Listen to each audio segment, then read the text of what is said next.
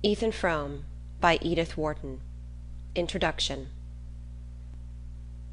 I had the story, bit by bit, from various people, and, as generally happens in such cases, each time it was a different story.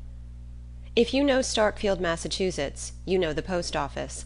If you know the post office, you must have seen Ethan Frome drive up to it, drop the reins on his hollow-backed bay, and drag himself across the brick pavement to the white colonnade, and you must have asked who he was. It was there that, several years ago, I saw him for the first time, and the sight pulled me up sharp. Even then he was the most striking figure in Starkfield, though he was but the ruin of a man. It was not so much his great height that marked him, for the natives were easily singled out by their lank longitude from the stockier foreign breed. It was the careless, powerful look he had, in spite of a lameness checking each step like the jerk of a chain. There was something bleak and unapproachable in his face, and he was so stiffened and grizzled that I took him for an old man, and was surprised to hear that he was not more than 52. I had this from Harmon Gow, who had driven the stage from Bettsbridge to Starkfield in pre-trolley days, and knew the chronicle of all the families on his line. "He's looked that way ever since he had his smash-up, and that's 24 years ago come next February," Harmon threw out between reminiscent pauses. The smash-up it was, I gathered from the same informant, which, besides drawing the red gash across Ethan Frome's forehead, had so shortened and warped his right side that it cost him a visible effort to take the few steps from his buggy to the post-office window. He used to drive in from his farm every day at about noon, and as that was my own hour for fetching my mail, I often passed him in the porch, or stood beside him while we waited on the motions of the distributing hand behind the grating. I noticed that, though he came so punctually, he seldom received anything but a copy of the Bettsbridge Eagle, which he put without a glance into his sagging pocket. At intervals, however, the postmaster would hand him an envelope addressed to Mrs. Zenobia or Mrs. Zena Frome, and usually bearing conspicuously in the upper left-hand corner the address of some manufacturer of patent medicine and the name of his specific. These documents my neighbor would also pocket without a glance, as if too much used to them to wonder at their number and variety, and would then turn away with a silent nod to the postmaster. Everyone in Starkfield knew him, and gave him a greeting tempered to his own grave mien, but his taciturnity was respected, and it was only on rare occasions that one of the older men of the place detained him for a word. When this happened, he would listen quietly, his blue eyes on the speaker's face, and answer in so low a tone that his words never reached me. Then he would climb stiffly into his buggy, gather up the reins in his left hand, and drive slowly away in the direction of his farm. "It was a pretty bad smash-up?" I questioned Harmon, looking after Frome's retreating figure, and thinking how gallantly his lean brown head, with its shock of light hair, must have sat on his strong shoulders before they were bent out of shape. "Worst kind," my informant assented. "More'n enough to kill most men. But the Fromes are tough. Ethan'll likely touch 100. "Good God!" I exclaimed. At the moment, Ethan Frome, after climbing to his seat, had leaned over to assure himself of the security of a wooden box, also with the druggist's label on it, which he had placed in the back of the buggy, and I saw his face as it probably looked when he thought himself alone. That man touch 100? He looks as if he was dead and in hell now. Harmon drew a slab of tobacco from his pocket, cut off a wedge, and pressed it into the leather pouch of his cheek. "Guess he's been in Starkfield too many winters. Most of the smart ones get away." "Why didn't he?" "Somebody had to stay and care for the folks. There warn't ever anybody but Ethan. First his father, then his mother, then his wife." "And then the smash-up?" Harmon chuckled sardonically. "That's so. He had to stay then." "I see. And since then they've had to care for him?" Harmon thoughtfully passed his tobacco to the other cheek. "Oh, as to that, I guess it's always Ethan done the caring." Though Harmon Gow developed the tale as far as his mental and moral reach permitted, there were perceptible gaps between his facts, and I had the sense that the deeper meaning of the story was in the gaps. But one phrase stuck in my memory, and served as the nucleus about which I grouped my subsequent inferences. Guess he's been in Starkfield too many winters." Before my own time there was up, I had learned to know what that meant. Yet I had come in the degenerate day of trolley, bicycle, and rural delivery, when communication was easy between the scattered mountain villages, and the bigger towns in the valleys, such as Bettsbridge and Shadd's Falls, had libraries, theatres, and Y.M.C.A. halls to which the youth of the hills could descend for recreation. But when winter shut down on Starkfield, and the village lay under a sheet of snow perpetually renewed from the pale skies, I began to see what life there, or rather its negation, must have been in Ethan Frome's young manhood. I had been sent up by my employers on a job connected with the big power house at Corbury Junction, and a long-drawn carpenters' strike had so delayed the work that I found myself anchored at Starkfield, the nearest habitable spot, for the best part of the winter. I chafed at first, and then, under the hypnotizing effect of routine, gradually began to find a grim satisfaction in the life. During the early part of my stay I had been struck by the contrast between the vitality of the climate and the deadness of the community. Day by day, after the December snows were over, a blazing blue sky poured down torrents of light and air on the white landscape, which gave them back in an intenser glitter. One would have supposed that such an atmosphere must quicken the emotions as well as the blood, but it seemed to produce no change except that of retarding still more the sluggish pulse of Starkfield. When I had been there a little longer, and had seen this phase of crystal clearness followed by long stretches of sunless cold, when the storms of February had pitched their white tents about the devoted village, and the wild cavalry of March winds had charged down to their support, I began to understand why Starkfield emerged from its 6-month siege like a starved garrison capitulating without quarter. 20 years earlier the means of resistance must have been far fewer, and the enemy in command of almost all the lines of access between the beleaguered villages, and considering these things, I felt the sinister force of Harmon's phrase, "Most of the smart ones get away." But if that were the case, how could any combination of obstacles have hindered the flight of a man like Ethan Frome? During my stay at Starkfield I lodged with a middle-aged widow, colloquially known as Mrs. Ned Hale. Mrs. Hale's father had been the village lawyer of the previous generation, and "Lawyer Varnum's house," where my landlady still lived with her mother, was the most considerable mansion in the village. It stood at one end of the main street, its classical portico and small-paned windows looking down a flagged path between Norway spruces to the slim white steeple of the Congregational Church. It was clear that the Varnum fortunes were at the ebb, but the two women did what they could to preserve a decent dignity, and Mrs. Hale, in particular, had a certain wan refinement not out of keeping with her pale, old-fashioned house.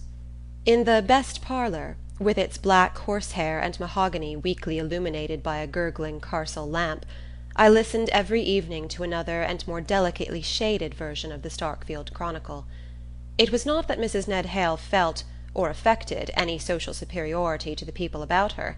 It was only that the accident of a finer sensibility and a little more education had put just enough distance between herself and her neighbours to enable her to judge them with detachment. She was not unwilling to exercise this faculty, and I had great hopes of getting from her the missing facts of Ethan Frome's story, or rather such a key to his character as should coordinate the facts I knew.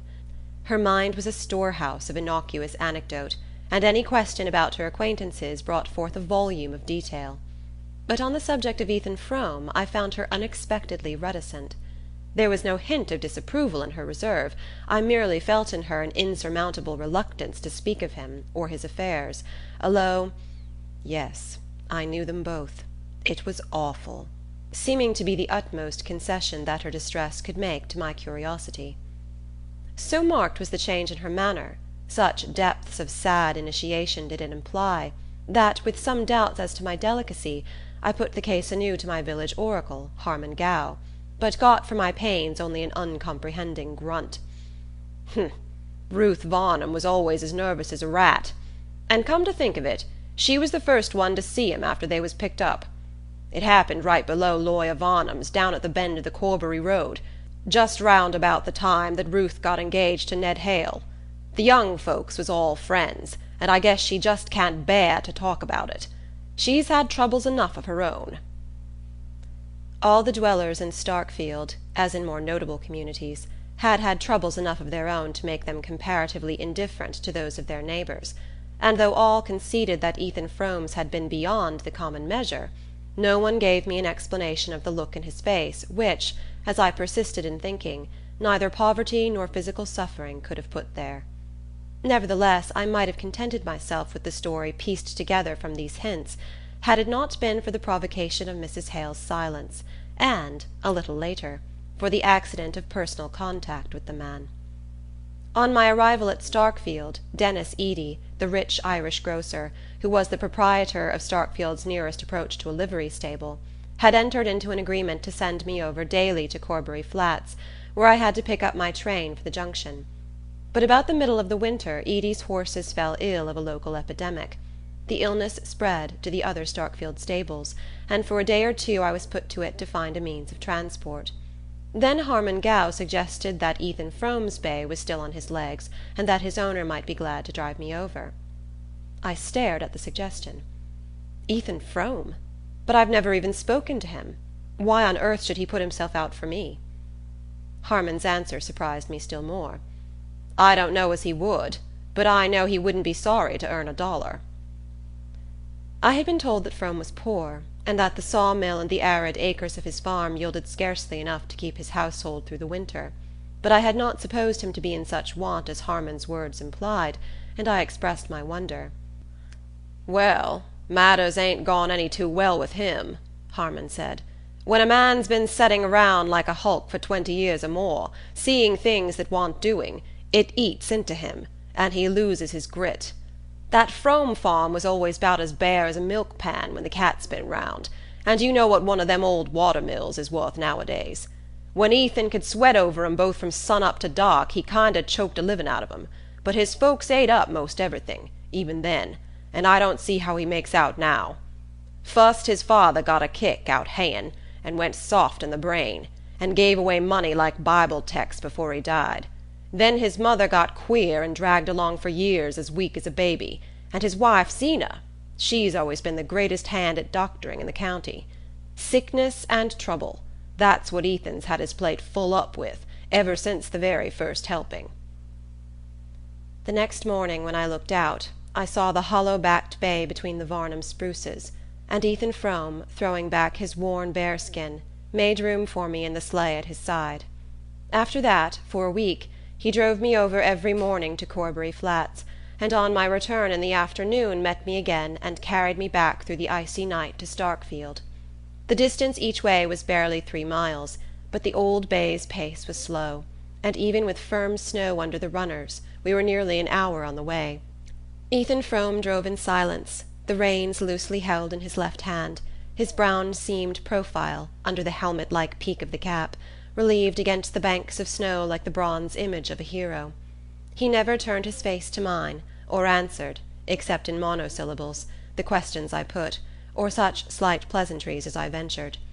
He seemed a part of the mute, melancholy landscape, an incarnation of its frozen woe, with all that was warm and sentient in him fast bound below the surface. But there was nothing unfriendly in his silence.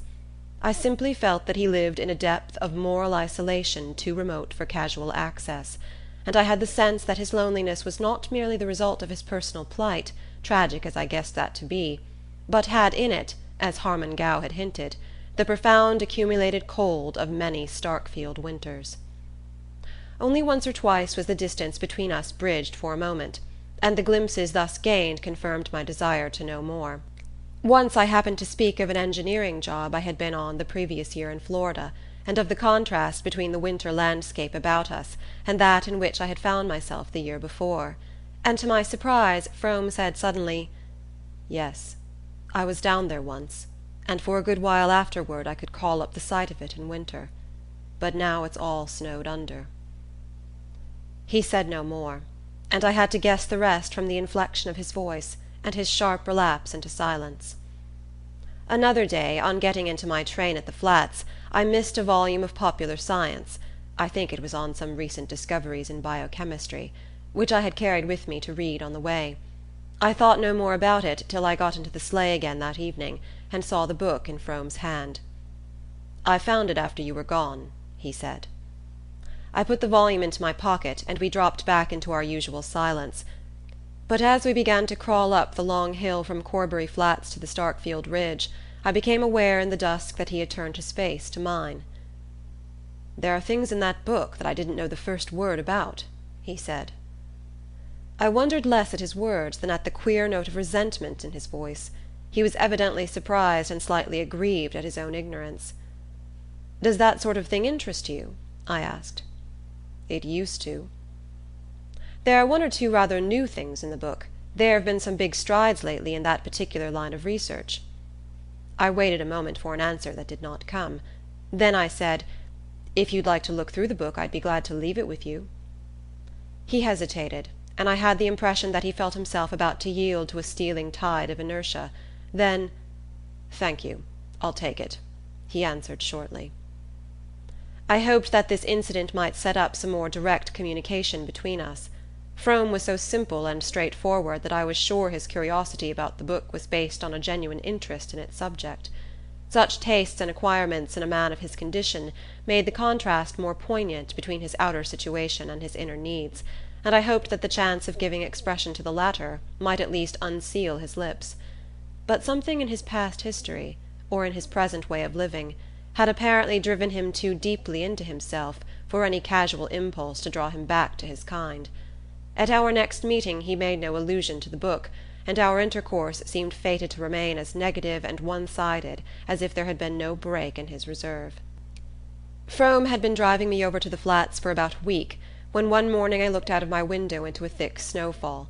The height of the white waves massed against the garden fence and along the wall of the church showed that the storm must have been going on all night, and that the drifts were likely to be heavy in the open. I thought it probable that my train would be delayed, but I had to be at the powerhouse for an hour or two that afternoon, and I decided, if Frome turned up, to push through to the Flats and wait there till my train came in. I don't know why I put it in the conditional, however, for I never doubted that Frome would appear. He was not the kind of man to be turned from his business by any commotion of the elements, and at the appointed hour his sleigh glided up through the snow like a stage apparition behind thickening veils of gauze. I was getting to know him too well to express either wonder or gratitude at his keeping his appointment, but I exclaimed in surprise as I saw him turn his horse in a direction opposite to that of the Corbury road. "The railroad's blocked by a freight train that got stuck in a drift below the Flats," he explained, as we jogged off into the stinging whiteness. "But look here, where are you taking me, then?" "Straight to the junction, by the shortest way," he answered, pointing up Schoolhouse Hill with his whip. "To the junction? In this storm? Why, it's a good 10 miles." "The bay'll do it if you give him time. You said you had some business there this afternoon. I'll see you get there." He said it so quietly that I could only answer, "You're doing me the biggest kind of favor." "That's all right," he rejoined. Abreast of the schoolhouse the road forked, and we dipped down a lane to the left, between hemlock boughs bent inward to their trunks by the weight of the snow. I had often walked that way on Sundays, and knew that the solitary roof showing through bare branches near the bottom of the hill was that of Frome's sawmill. It looked exanimate enough, with its idle wheel looming above the black stream dashed with yellow-white spume, and its cluster of sheds sagging under their white load. Frome did not even turn his head as we drove by, and still in silence we began to mount the next slope.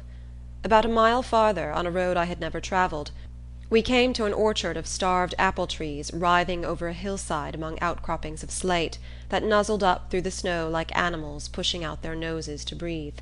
Beyond the orchard lay a field or two, their boundaries lost under drifts, and above the fields, huddled against the white immensities of land and sky, one of those lonely New England farmhouses that make the landscape lonelier.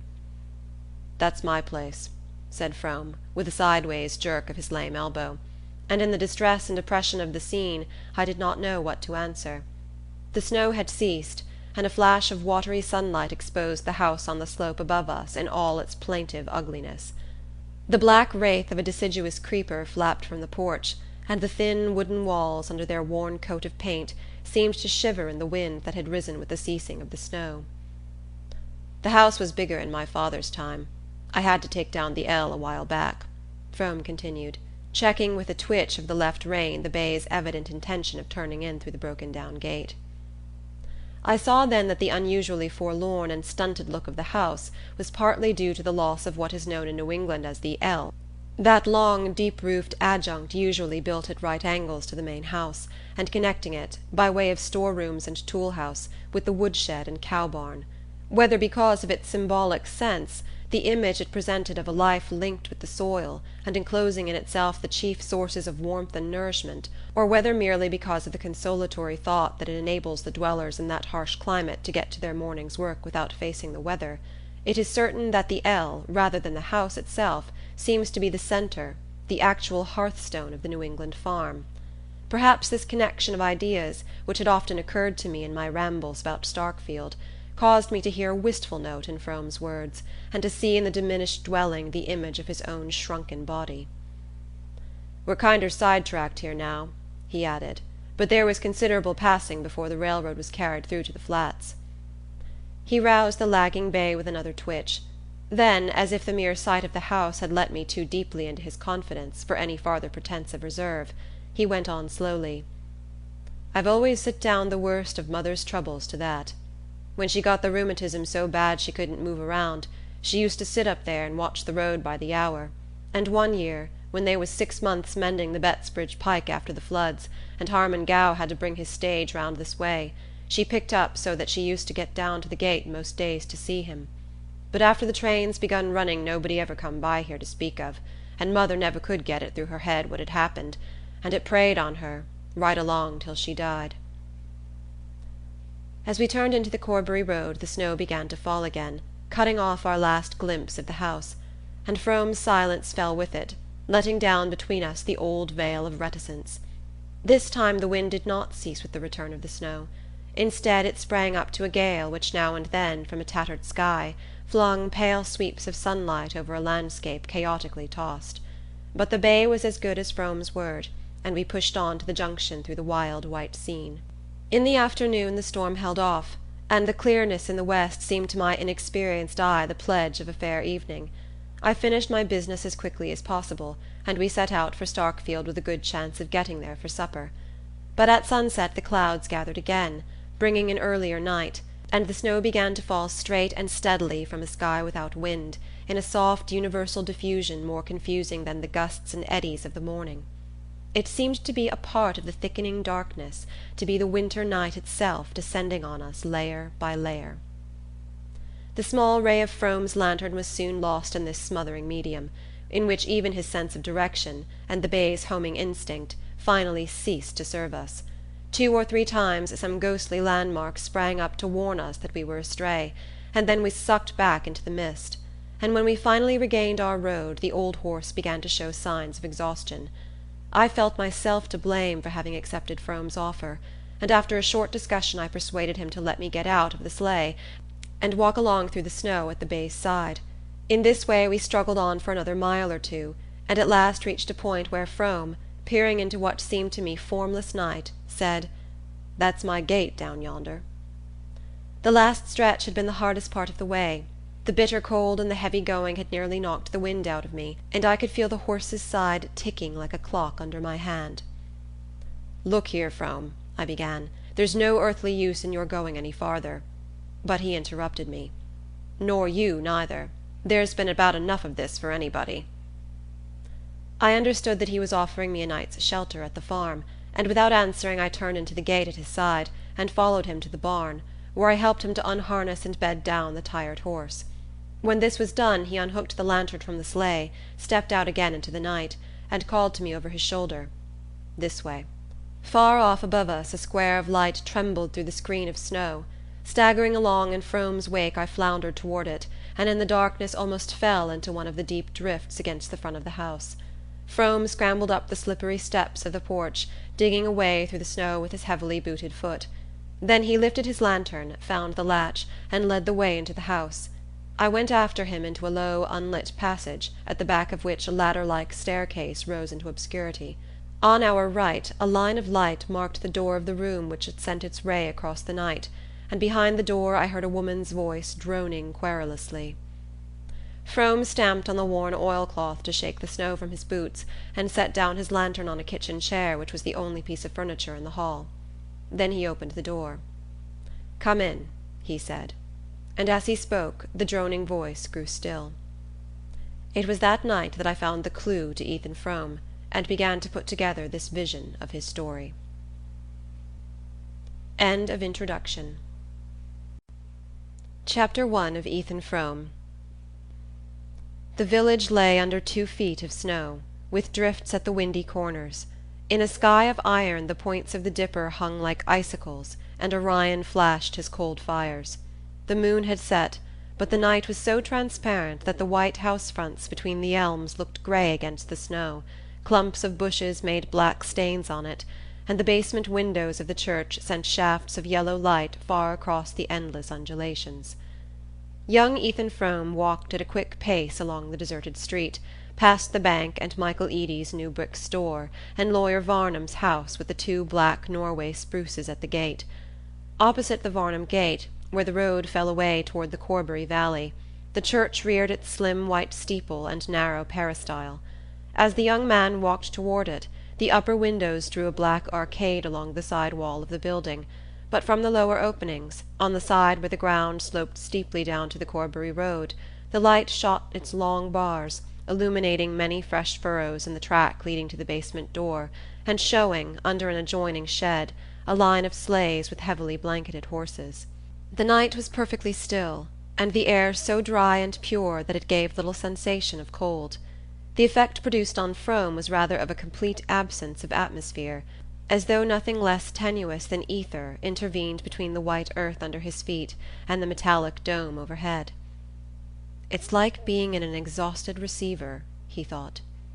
4 or 5 years earlier he had taken a year's course at a technological college at Worcester, and dabbled in the laboratory with a friendly professor of physics, and the images supplied by that experience still cropped up, at unexpected moments, through the totally different associations of thought in which he had since been living. His father's death, and the misfortunes following it, had put a premature end to Ethan's studies, but though they had not gone far enough to be of much practical use, they had fed his fancy, and made him aware of huge cloudy meanings behind the daily face of things. As he strode along through the snow, the sense of such meanings glowed in his brain and mingled with the bodily flush produced by his sharp tramp. At the end of the village he paused before the darkened front of the church. He stood there a moment, breathing quickly, and looking up and down the street, in which not another figure moved. The pitch of the Corbury road, below Lawyer Varnum's spruces, was the favourite coasting ground of Starkfield, and on clear evenings the church corner rang till late with the shouts of the coasters. But tonight not a sled darkened the whiteness of the long declivity. The hush of midnight lay on the village, and all its waking life was gathered behind the church windows, from which strains of dance music flowed with the broad bands of yellow light. The young man, skirting the side of the building, went down the slope toward the basement door. To keep out of range of the revealing rays from within, he made a circuit through the untrodden snow, and gradually approached the farther angle of the basement wall. Thence, still hugging the shadow, he edged his way cautiously forward to the nearest window, holding back his straight, spare body, and craning his neck till he got a glimpse of the room. Seen thus, from the pure and frosty darkness in which he stood, it seemed to be seething in a mist of heat. The metal reflectors of the gas jets sent crude waves of light against the whitewashed walls, and the iron flanks of the stove at the end of the hall looked as though they were heaving with volcanic fires. The floor was thronged with girls and young men. Down the side wall facing the window stood a row of kitchen chairs from which the older women had just risen. And the musicians, a fiddler and the young lady who played the harmonium on Sundays, were hastily refreshing themselves at one corner of the supper table, which aligned its devastated pie dishes and ice cream saucers on the platform at the end of the hall. The guests were preparing to leave, and the tide had already set towards the passage where coats and wraps were hung, when a young man with a sprightly foot and a shock of black hair shot into the middle of the floor and clapped his hands. The signal took instant effect. The musicians hurried to their instruments, the dancers, some already half muffled for departure, fell into line down each side of the room, the older spectators slipped back to their chairs, and the lively young man, after diving about here and there in the throng, drew forth a girl who had already wound a cherry-coloured "fascinator" about her head, and, leading her up to the end of the floor, whirled her down its length to the bounding tune of a Virginia reel. Frome's heart was beating fast. He had been straining for a glimpse of the dark head under the cherry-coloured scarf, and it vexed him that another eye should have been quicker than his. The leader of the reel, who looked as if he had Irish blood in his veins, danced well, and his partner caught his fire.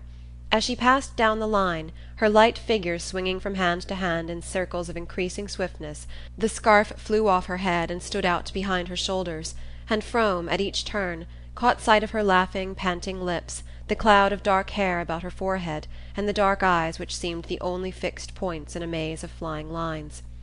The dancers were going faster and faster, and the musicians, to keep up with them, belaboured their instruments like jockeys lashing their mounts on the home stretch. Yet it seemed to the young man at the window that the reel would never end. Now and then he turned his eyes from the girl's face to that of her partner, which, in the exhilaration of the dance, had taken on a look of almost impudent ownership. Denis Eady was the son of Michael Eady, the ambitious Irish grocer, whose suppleness and effrontery had given Starkfield its first notion of smart business methods, and whose new brick store testified to the success of the attempt. His son seemed likely to follow in his steps, and was meanwhile applying the same arts to the conquest of the Starkfield maidenhood. Hitherto Ethan Frome had been content to think him a mean fellow, but now he positively invited a horsewhipping. It was strange that the girl did not seem aware of it, that she could lift her rapt face to her dancers, and drop her hands into his, without appearing to feel the offence of his look and touch. Frome was in the habit of walking into Starkfield to fetch home his wife's cousin, Mattie Silver, on the rare evenings when some chance of amusement drew her to the village. It was his wife who had suggested, when the girl came to live with them, that such opportunities should be put in her way. Mattie Silver came from Stamford, and when she entered the Fromes' household to act as her cousin Zeena's aide, it was thought best, as she came without pay, not to let her feel too sharp a contrast between the life she had left and the isolation of a Starkfield farm. But for this, as Frome sardonically reflected, it would hardly have occurred to Zeena to take any thought for the girl's amusement. When his wife first proposed that they should give Mattie an occasional evening out, he had inwardly demurred at having to do the extra 2 miles to the village and back after his hard day on the farm, but not long afterward he had reached the point of wishing that Starkfield might give all its nights to revelry.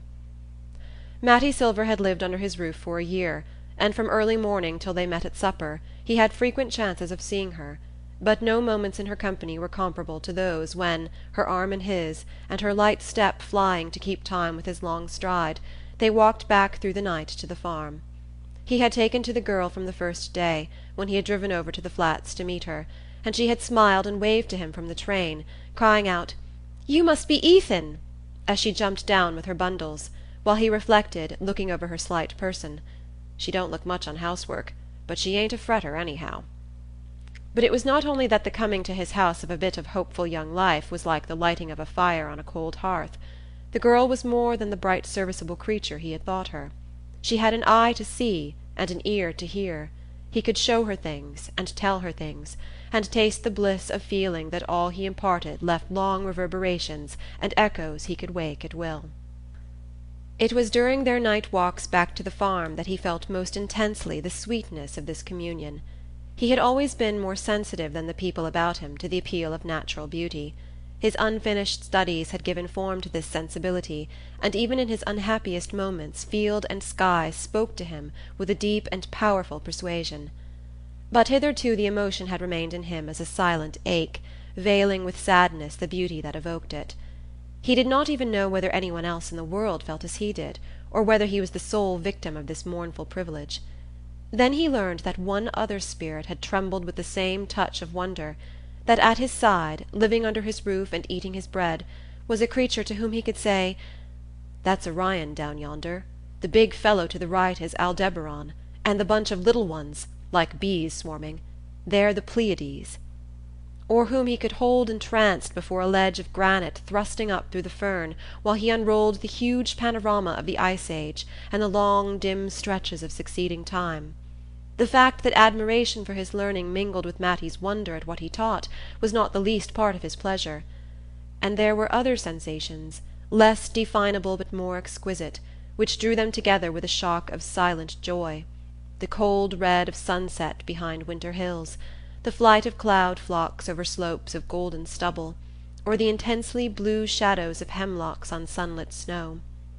When she said to him once, "It looks just as if it was painted," it seemed to Ethan that the art of definition could go no farther, and that words had at last been found to utter his secret soul. As he stood in the darkness outside the church, these memories came back with the poignancy of vanished things. Watching Mattie whirl down the floor from hand to hand, he wondered how he could ever have thought that his dull talk interested her.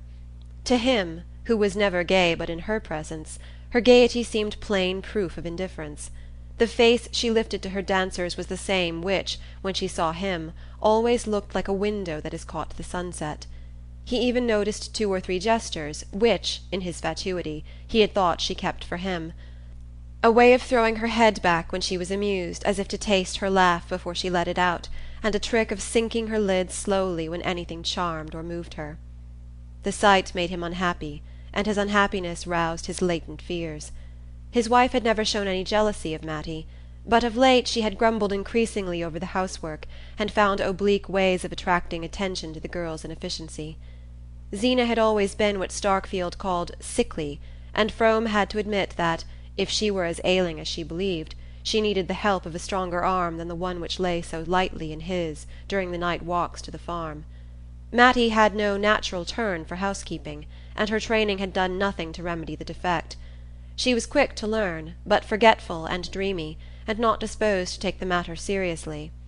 Ethan had an idea that if she were to marry a man she was fond of, the dormant instinct would awake, and her pies and biscuits become the pride of the county.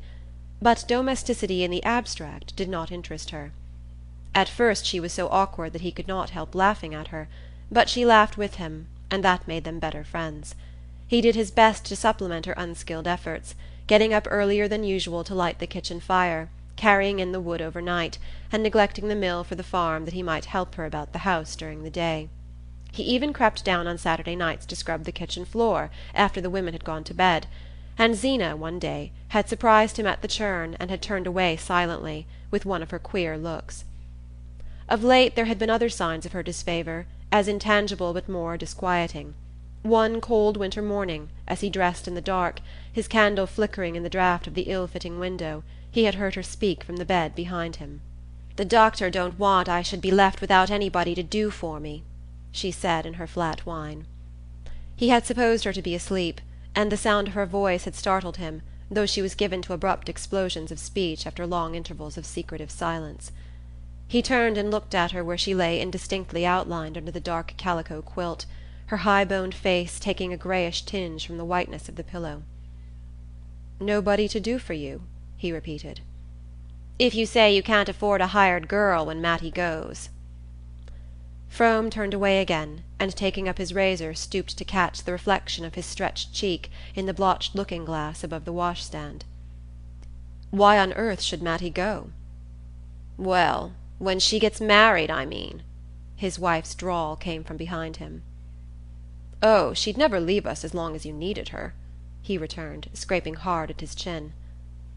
"I wouldn't ever have it said that I stood in the way of a poor girl like Mattie marrying a smart fellow like Denis Eady," Zeena answered in a tone of plaintive self-effacement.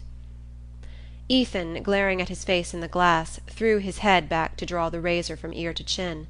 His hand was steady, but the attitude was an excuse for not making an immediate reply. "And the doctor don't want I should be left without anybody," Zeena continued. "He wanted I should speak to you about a girl he's heard about that might come." Ethan laid down the razor and straightened himself with a laugh. "Denis Eady? If that's all, I guess there's no such hurry to look round for a girl." "Well, I'd like to talk to you about it," said Zeena obstinately. He was getting into his clothes in fumbling haste. "All right, but I haven't got the time now. I'm late as it is," he returned, holding his old silver turnip watch to the candle. Zeena, apparently accepting this as final, lay watching him in silence while he pulled his suspenders over his shoulders and jerked his arms into his coat, but as he went toward the door she said, suddenly and incisively, "I guess you're always late. Now you shave every morning." That thrust had frightened him more than any vague insinuations about Denis Eady. It was a fact that since Mattie Silver's coming he had taken to shaving every day, but his wife always seemed to be asleep when he left her side in the winter darkness, and he had stupidly assumed that she would not notice any change in his appearance. Once or twice in the past he had been faintly disquieted by Zenobia's way of letting things happen without seeming to remark them, and then, weeks afterward, in a casual phrase, revealing that she had all along taken her notes and drawn her inferences. Of late, however, there had been no room in his thoughts for such vague apprehensions. Zeena herself, from an oppressive reality, had faded into an unsubstantial shade. All his life was lived in the sight and sound of Mattie Silver, and he could no longer conceive of its being otherwise. But now, as he stood outside the church, and saw Mattie spinning down the floor with Denis Eady, a throng of disregarded hints and menaces wove their cloud about his brain. End of Chapter 1. Chapter 2 of Ethan Frome. As the dancers poured out of the hall, Frome, drawing back behind the projecting storm door, watched the segregation of the grotesquely muffled groups, in which a moving lantern ray now and then lit up a face flushed with food and dancing. The villagers, being afoot, were the first to climb the slope to the main street, while the country neighbours packed themselves more slowly into the sleighs under the shed. "Ain't you ridin', Mattie?" a woman's voice called back from the throng about the shed, and Ethan's heart gave a jump. From where he stood he could not see the persons coming out of the hall till they had advanced a few steps beyond the wooden sides of the storm door. But through its cracks he heard a clear voice answer, "Mercy, no, not on such a night." She was there, then, close to him, only a thin board between. In another moment she would step forth into the night, and his eyes, accustomed to the obscurity, would discern her as clearly as though she stood in daylight. A wave of shyness pulled him back into the dark angle of the wall, and he stood there in silence instead of making his presence known to her. It had been one of the wonders of their intercourse that from the first time she, the quicker, finer, more expressive, instead of crushing him by the contrast, had given him something of her own ease and freedom. But now he felt as heavy and loutish as in his student days, when he had tried to jolly the Worcester girls at a picnic. He hung back, and she came out alone and paused within a few yards of him. She was almost the last to leave the hall, and she stood looking uncertainly about her as if wondering why he did not show himself. Then a man's figure approached, coming so close to her that under their formless wrappings they seemed merged in one dim outline. "Gentleman friend gone back on you? Say, Matt, that's tough. No, I wouldn't be mean enough to tell the other girls. I ain't as low down as that." How Frome hated his cheap banter. "But look-a-here, ain't it lucky I got the old man's cutter down there waiting for us?" Frome heard the girl's voice, gaily incredulous. "What on earth's your father's cutter doing down there?" "Why, waiting for me to take a ride. I got the roan colt, too. I kinder knew I'd want to take a ride tonight." Edie, in his triumph, tried to put a sentimental note into his bragging voice. The girl seemed to waver, and Frome saw her twirl the end of her scarf irresolutely about her fingers. Not for the world would he have made a sign to her, though it seemed to him that his life hung on her next gesture. "Hold on a minute while I unhitch the colt," Denis called to her, springing towards the shed. She stood perfectly still, looking after him, in an attitude of tranquil expectancy, torturing to the hidden watcher.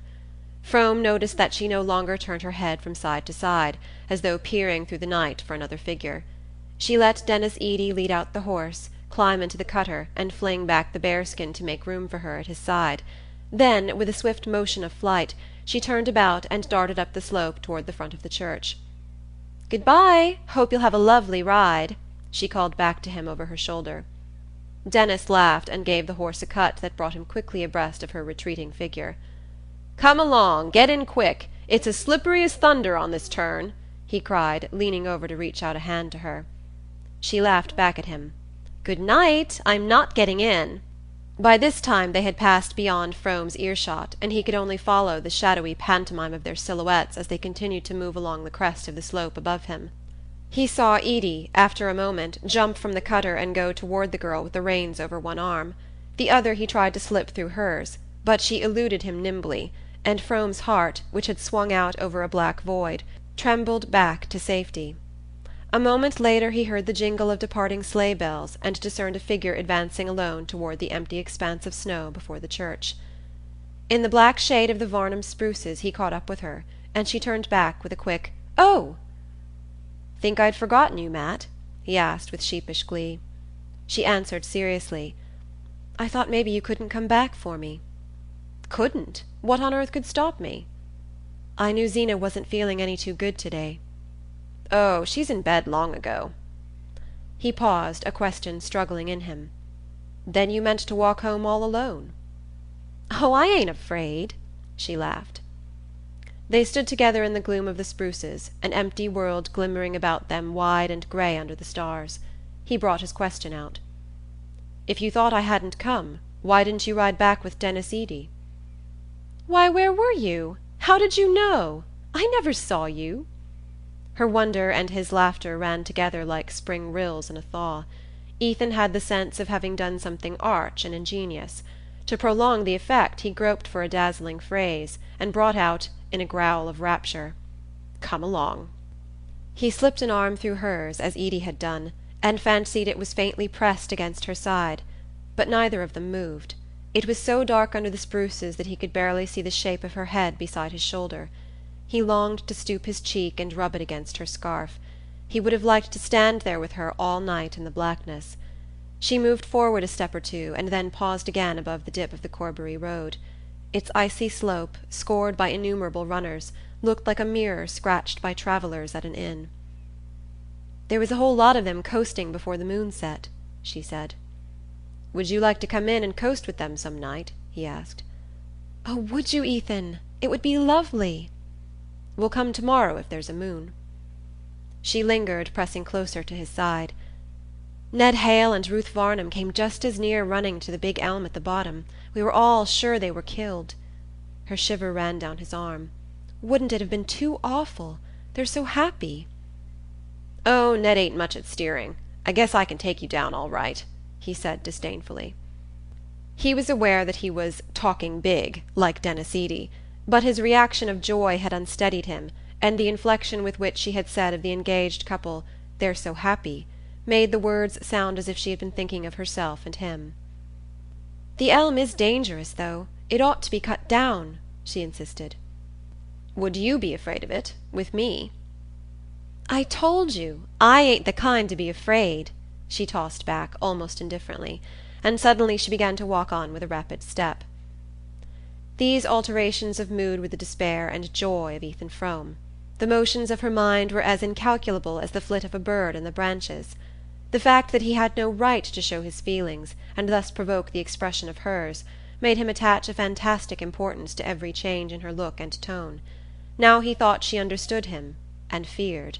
Now he was sure she did not, and despaired. Tonight the pressure of accumulated misgivings sent the scale drooping towards despair, and her indifference was the more chilling after the flush of joy into which she had plunged him by dismissing Denis Eady. He mounted Schoolhouse Hill at her side, and walked on in silence till they reached the lane leading to the sawmill. Then the need of some definite assurance grew too strong for him. "You'd have found me right off if you hadn't gone back to have that last reel with Denis," he brought out awkwardly. He could not pronounce the name without a stiffening of the muscles of his throat. "Why, Ethan, how could I tell you were there?"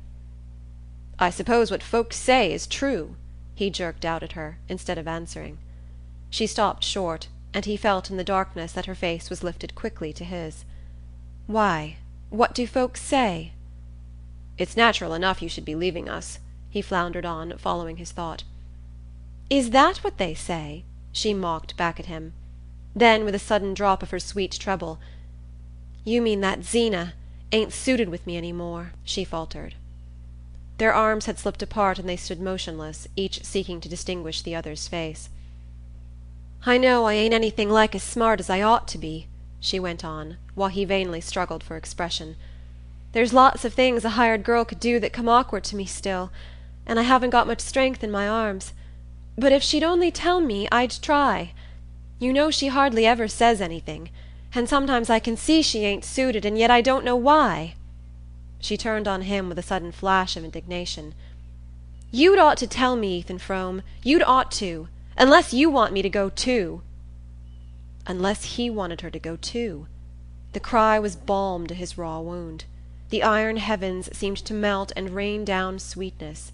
Again he struggled for the all-expressive word, and again his arm in hers found only a deep "Come along."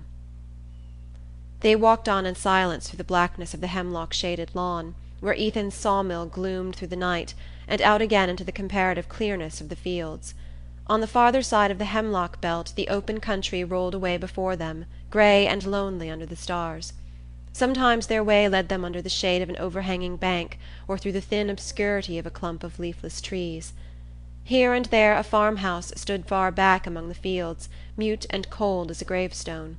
The night was so still that they heard the frozen snow crackle under their feet. The crash of a loaded branch falling far off in the woods reverberated like a musket shot, and once a fox barked, and Mattie shrank closer to Ethan and quickened her steps. At length they sighted the group of larches at Ethan's gate, and as they drew near it the sense that the walk was over brought back his words. "Then you don't want to leave us, Matt?" He had to stoop his head to catch her stifled whisper. "Where'd I go if I did?" The answer sent a pang through him, but the tone suffused him with joy. He forgot what else he had meant to say, and pressed her against him so closely that he seemed to feel her warmth in his veins. "You ain't crying, are you, Matt?" "No, of course I'm not," she quavered. They turned in at the gate and passed under the shaded knoll, where, enclosed in a low fence, the Frome gravestones slanted at crazy angles through the snow. Ethan looked at them curiously. For years that quiet company had mocked his restlessness, his desire for change and freedom. "We never got away. How should you?" seemed to be written on every headstone, and whenever he went in or out of his gate he thought with a shiver, "I shall just go on living here till I join them." But now all desire for change had vanished, and the sight of the little enclosure gave him a warm sense of continuance and stability. "I guess we'll never let you go, Matt," he whispered, as though even the dead, lovers once, must conspire with him to keep her; and brushing by the graves he thought, "We'll always go on living here together, and some day she'll lie there beside me." He let the vision possess him as they climbed the hill to the house. He was never so happy with her as when he abandoned himself to these dreams. Halfway up the slope Mattie stumbled against some unseen obstruction and clutched his sleeve to steady herself. The wave of warmth that went through him was like the prolongation of his vision. For the first time he stole his arm about her, and she did not resist. They walked on as if they were floating on a summer stream. Zeena always went to bed as soon as she had had her supper, and the shutterless windows of the house were dark. A dead cucumber vine dangled from the porch like the crape streamer tied to the door for a death, and the thought flashed through Ethan's brain, if it was there for Zeena. Then he had a distinct sight of his wife lying in their bedroom asleep, her mouth slightly open, her false teeth in a tumbler by the bed. They walked around to the back of the house, between the rigid gooseberry bushes. It was Zeena's habit, when they came back late from the village, to leave the key of the kitchen door under the mat. Ethan stood before the door, his head heavy with dreams, his arms still about Mattie. "Matt," he began, not knowing what he meant to say. She slipped out of his hold without speaking, and he stooped down and felt for the key. "It's not there," he said, straightening himself with a start. They strained their eyes at each other through the icy darkness. Such a thing had never happened before. "Maybe she's forgotten it," Mattie said in a tremulous whisper, but both of them knew that it was not like Zeena to forget. "It might have fallen off into the snow," Mattie continued, after a pause during which they had stood intently listening. "It must have been pushed off, then," he rejoined in the same tone.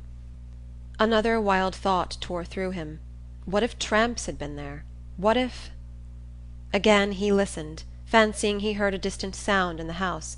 Then he felt in his pocket for a match, and kneeling down, passed its light slowly over the rough edges of snow about the doorstep. He was still kneeling when his eyes, on a level with the lower panel of the door, caught a faint ray beneath it. Who could be stirring in that silent house? He heard a step on the stairs, and again for an instant the thought of tramps tore through him. Then the door opened, and he saw his wife. Against the dark background of the kitchen she stood up tall and angular, one hand drawing a quilted counterpane to her flat breast, while the other held a lamp.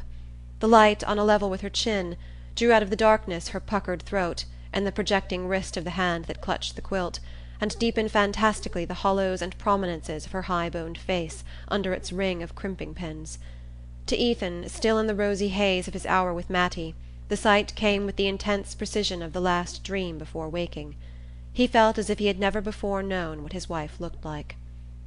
She drew aside without speaking, and Mattie and Ethan passed into the kitchen, which had the deadly chill of a vault after the dry cold of the night. "Guess you forgot about us, Zeena," Ethan joked, stamping the snow from his boots. "No. I just felt so mean I couldn't sleep." Mattie came forward, unwinding her wraps, the colour of the cherry scarf in her fresh lips and cheeks. "I'm so sorry, Zeena.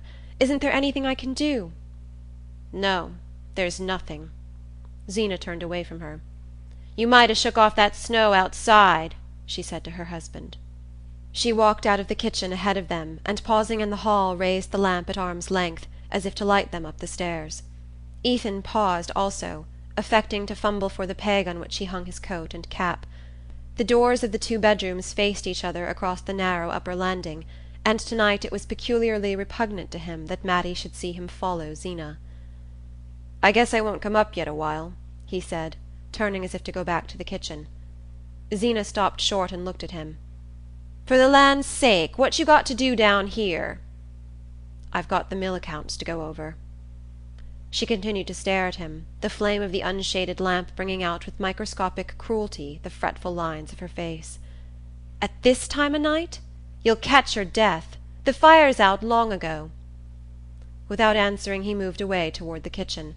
As he did so his glance crossed Mattie's, and he fancied that a fugitive warning gleamed through her lashes. The next moment they sank to her flushed cheeks, and she began to mount the stairs ahead of Zeena. "That's so. It is powerful cold down here," Ethan assented, and with lowered head he went up in his wife's wake, and followed her across the threshold of their room. End of Chapter 2. Chapter 3 of Ethan Frome. There was some hauling to be done at the lower end of the woodlot, and Ethan was out early the next day. The winter morning was as clear as crystal. The sunrise burned red in a pure sky, the shadows on the rim of the woodlot were darkly blue, and beyond the white and scintillating fields patches of far-off forest hung like smoke. It was in the early morning stillness, when his muscles were swinging to their familiar task and his lungs expanding with long draughts of mountain air, that Ethan did his clearest thinking. He and Zeena had not exchanged a word after the door of their room had closed on them. She had measured out some drops from a medicine bottle on a chair by the bed, and, after swallowing them, and wrapping her head in a piece of yellow flannel, had lain down with her face turned away. Ethan undressed hurriedly and blew out the light so that he should not see her when he took his place at her side. As he lay there he could hear Mattie moving about in her room, and her candle, sending its small ray across the landing, drew a scarcely perceptible line of light under his door. He kept his eyes fixed on the light till it vanished. Then the room grew perfectly black, and not a sound was audible but Zeena's asthmatic breathing. Ethan felt confusedly that there were many things he ought to think about, but through his tingling veins and tired brain only one sensation throbbed, the warmth of Mattie's shoulder against his. Why had he not kissed her when he held her there? A few hours earlier he would not have asked himself the question. Even a few minutes earlier, when they had stood alone outside the house, he would not have dared to think of kissing her. But since he had seen her lips in the lamplight, he felt that they were his. Now, in the bright morning air, her face was still before him. It was part of the sun's red and of the pure glitter on the snow. How the girl had changed since she had come to Starkfield! He remembered what a colourless slip of a thing she had looked the day he had met her at the station. And all the first winter, how she had shivered with cold when the northerly gales shook the thin clapboards and the snow beat like hail against the loose-hung windows. He had been afraid that she would hate the hard life, the cold and loneliness, but not a sign of discontent escaped her. Zeena took the view that Mattie was bound to make the best of Starkfield, since she hadn't any other place to go to, but this did not strike Ethan as conclusive. Zeena, at any rate, did not apply the principle in her own case. He felt all the more sorry for the girl because misfortune had, in a sense, indentured her to them. Mattie Silver was the daughter of a cousin of Zenobia Frome's, who had inflamed his clan with mingled sentiments of envy and admiration by descending from the hills to Connecticut, where he had married a Stamford girl and succeeded to her father's thriving drug business. Unhappily, Orrin Silver, a man of far-reaching aims, had died too soon to prove that the end justifies the means. His accounts revealed merely what the means had been, and these were such that it was fortunate for his wife and daughter that his books were examined only after his impressive funeral. His wife died of the disclosure, and Mattie, at 20, was left alone to make her way on the $50 obtained from the sale of her piano. For this purpose her equipment, though varied, was inadequate. She could trim a hat, make molasses candy, recite "Curfew Shall Not Ring Tonight," and play "The Lost Chord" and a potpourri from Carmen. When she tried to extend the field of her activities in the direction of stenography and bookkeeping, her health broke down, and 6 months on her feet behind the counter of a department store did not tend to restore it. Her nearest relations had been induced to place their savings in her father's hands, and though after his death they ungrudgingly acquitted themselves of the Christian duty of returning good for evil by giving his daughter all the advice at their disposal, they could hardly be expected to supplement it by material aid. But when Zenobia's doctor recommended her looking about for someone to help her with the housework, the clan instantly saw the chance of exacting a compensation from Mattie.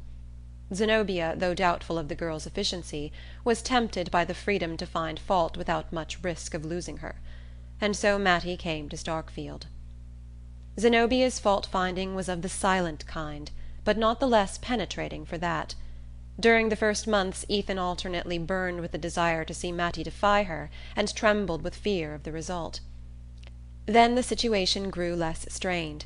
The pure air and the long summer hours in the open gave back life and elasticity to Mattie, and Zeena, with more leisure to devote to her complex ailments, grew less watchful of the girl's omissions, so that Ethan, struggling on under the burden of his barren farm and failing sawmill, could at least imagine that peace reigned in his house. There was really, even now, no tangible evidence to the contrary, but since the previous night a vague dread had hung on his skyline. It was formed of Zeena's obstinate silence, of Mattie's sudden look of warning, of the memory of just such fleeting imperceptible signs as those which told him, on certain stainless mornings, that before night there would be rain. His dread was so strong that, manlike, he sought to postpone certainty. The hauling was not over till midday, and as the lumber was to be delivered to Andrew Hale, the Starkfield builder, it was really easier for Ethan to send Jotham Powell, the hired man, back to the farm on foot, and drive the load down to the village himself. He had scrambled up on the logs and was sitting astride of them, close over his shaggy greys, when, coming between him and their streaming necks, he had a vision of the warning look that Mattie had given him the night before. "If there's going to be any trouble, I want to be there," was his vague reflection, and he threw to Jotham the unexpected order to unhitch the team and lead them back to the barn. It was a slow trudge home through the heavy fields, and when the two men entered the kitchen, Mattie was lifting the coffee from the stove, and Zeena was already at the table. Her husband stopped short at sight of her. Instead of her usual calico wrapper and knitted shawl, she wore her best dress of brown merino, and above her thin strands of hair, which still preserved the tight undulations of the crimping pins, rose a hard perpendicular bonnet, as to which Ethan's clearest notion was that he had to pay $5 for it at the Bettsbridge Emporium. On the floor beside her stood his old valise and a bandbox wrapped in newspapers. "Why, where are you going, Zeena?" he exclaimed. "I've got my shooting pains so bad that I'm going over to Bettsbridge to spend the night with Aunt Martha Pierce and see that new doctor," she answered in a matter-of-fact tone, as if she had said she was going into the store-room to take a look at the preserves, or up to the attic to go over the blankets. In spite of her sedentary habits, such abrupt decisions were not without precedent in Zeena's history. Twice or thrice before she had suddenly packed Ethan's valise and started off to Bettsbridge, or even Springfield, to seek the advice of some new doctor, and her husband had grown to dread these expeditions because of their cost. Zeena always came back laden with expensive remedies, and her last visit to Springfield had been commemorated by her paying $20 for an electric battery of which she had never been able to learn the use. But for the moment his sense of relief was so great as to preclude all other feelings. He had now no doubt that Zeena had spoken the truth in saying, the night before, that she had sat up because she felt too mean to sleep. Her abrupt resolve to seek medical advice showed that, as usual, she was wholly absorbed in her health. As if expecting a protest, she continued plaintively: "If you're too busy with the hauling, I presume you can let Jotham Powell drive me over with the sorrel in time to catch the train at the Flats." Her husband hardly heard what she was saying. During the winter months there was no stage between Starkfield and Bettsbridge, and the trains which stopped at Corbury Flats were slow and infrequent. A rapid calculation showed Ethan that Zeena could not be back at the farm before the following evening. "If I'd supposed you'd made any objection to Jotham Powell's driving me over," she began again, as though his silence had implied refusal. On the brink of departure she was always seized with a flux of words. "All I know is," she continued, "I can't go on the way I am much longer. The pains are clear away down to my ankles now, or I'd 'a' walked into Starkfield on my own feet, sooner'n put you out, and asked Michael Eady to let me ride over on his wagon to the Flats, when he sends to meet the train that brings his groceries. I'd 'a' had 2 hours to wait in the station, but I'd sooner 'a' done it, even with this cold, than to have you say—" "Of course Jotham'll drive you over," Ethan roused himself to answer. He became suddenly conscious that he was looking at Mattie while Zeena talked to him, and with an effort he turned his eyes to his wife. She sat opposite the window, and the pale light reflected from the banks of snow made her face look more than usually drawn and bloodless, sharpened the 3 parallel creases between ear and cheek, and drew querulous lines from her thin nose to the corners of her mouth. Though she was but 7 years her husband's senior, and he was only 28, she was already an old woman. Ethan tried to say something befitting the occasion, but there was only one thought in his mind: the fact that, for the first time since Mattie had come to live with them, Zeena was to be away for a night. He wondered if the girl were thinking of it too. He knew that Zeena must be wondering why he did not offer to drive her to the Flats and let Jotham Powell take the lumber to Starkfield, and at first he could not think of a pretext for not doing so. Then he said: "I'd take you over myself, only I've got to collect the cash for the lumber." As soon as the words were spoken he regretted them, not only because they were untrue, there being no prospect of his receiving cash payment from Hale, but also because he knew from experience the imprudence of letting Zeena think he was in funds on the eve of one of her therapeutic excursions. At the moment, however, his one desire was to avoid the long drive with her behind the ancient sorrel who never went out of a walk. Zeena made no reply. She did not seem to hear what he had said. She had already pushed her plate aside, and was measuring out a draught from a large bottle at her elbow. "It ain't done me a speck o' good, but I guess I might as well use it up," she remarked, adding, as she pushed the empty bottle towards Mattie, "If you can get the taste out, it'll do for pickles." End of Chapter 3. Chapter 4 of Ethan Frome. As soon as his wife had driven off, Ethan took his coat and cap from the peg. Mattie was washing up the dishes, humming one of the dance tunes of the night before. He said, "So long, Matt," and she answered gaily, "So long, Ethan," and that was all. It was warm and bright in the kitchen. The sun slanted through the south window on the girl's moving figure, on the cat dozing in a chair, and on the geraniums brought in from the doorway, where Ethan had planted them in the summer to "make a garden" for Mattie. He would have liked to linger on, watching her tidy up and then settle down to her sewing, but he wanted still more to get the hauling done and be back at the farm before night. All the way down to the village he continued to think of his return to Mattie.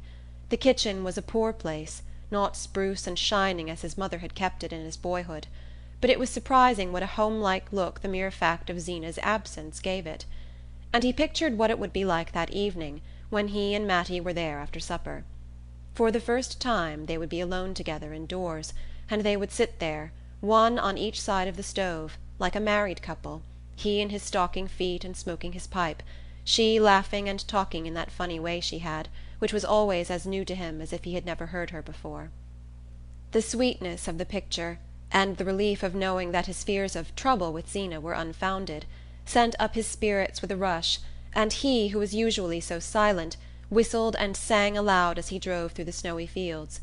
There was in him a slumbering spark of sociability which the long Starkfield winters had not yet extinguished. By nature grave and inarticulate, He admired recklessness and gaiety in others, and was warmed to the marrow by friendly human intercourse. At Worcester, though he had the name of keeping to himself and not being much of a hand at a good time, he had secretly gloried in being clapped on the back and hailed as "Old Eth" or "Old Stiff", and the cessation of such familiarities had increased the chill of his return to Starkfield. There the silence had deepened about him year by year. Left alone, after his father's accident, to carry the burden of farm and mill, he had had no time for convivial loiterings in the village, and when his mother fell ill the loneliness of the house grew more oppressive than that of the fields. His mother had been a talker in her day, but after her trouble the sound of her voice was seldom heard, though she had not lost the power of speech. Sometimes, in the long winter evenings, when in desperation her son asked her why she didn't "say something," she would lift a finger and answer, "Because I'm listening." And on stormy nights, when the loud wind was about the house, she would complain, if he spoke to her, "They're talking so out there that I can't hear you." It was only when she drew toward her last illness, and his cousin Zenobia Pierce came over from the next village to help him nurse her, that human speech was heard again in the house. After the mortal silence of his long imprisonment, Zeena's volubility was music in his ears. He felt that he might have gone like his mother if the sound of a new voice had not come to steady him. Zeena seemed to understand his case at a glance. She laughed at him for not knowing the simplest sick-bed duties, and told him to "go right along out" and leave her to see to things. The mere fact of obeying her orders, of feeling free to go about his business again, and talk with other men, restored his shaken balance and magnified his sense of what he owed her. Her efficiency shamed and dazzled him. She seemed to possess by instinct all the household wisdom that his long apprenticeship had not instilled in him. When the end came, it was she who had to tell him to hitch up and go for the undertaker, and she thought it funny that he had not settled beforehand who was to have his mother's clothes and the sewing machine. After the funeral, when he saw her preparing to go away, he was seized with an unreasoning dread of being left alone on the farm, and before he knew what he was doing he had asked her to stay there with him. He had often thought since that it would not have happened if his mother had died in spring instead of winter. When they married it was agreed that, as soon as he could straighten out the difficulties resulting from Mrs. Frome's long illness, they would sell the farm and sawmill and try their luck in a large town. Ethan's love of nature did not take the form of a taste for agriculture. He had always wanted to be an engineer, and to live in towns, where there were lectures and big libraries, and fellows doing things.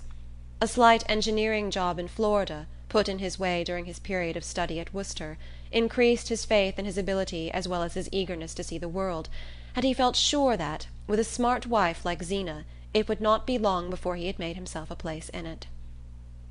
Zeena's native village was slightly larger and nearer to the railway than Starkfield, and she had let her husband see from the first that life on an isolated farm was not what she had expected when she married. But purchasers were slow in coming, and while he waited for them Ethan learned the impossibility of transplanting her. She chose to look down on Starkfield, but she could not have lived in a place which looked down on her. Even Bettsbridge or Shadd's Falls would not have been sufficiently aware of her, and in the greater cities which attracted Ethan she would have suffered a complete loss of identity. And within a year of their marriage she developed the sickliness which had since made her notable even in a community rich in pathological instances. When she came to take care of his mother, she had seemed to Ethan like the very genius of health, but he soon saw that her skill as a nurse had been acquired by the absorbed observation of her own symptoms. Then she too fell silent. Perhaps it was the inevitable effect of life on the farm, or perhaps, as she sometimes said, it was because Ethan never listened.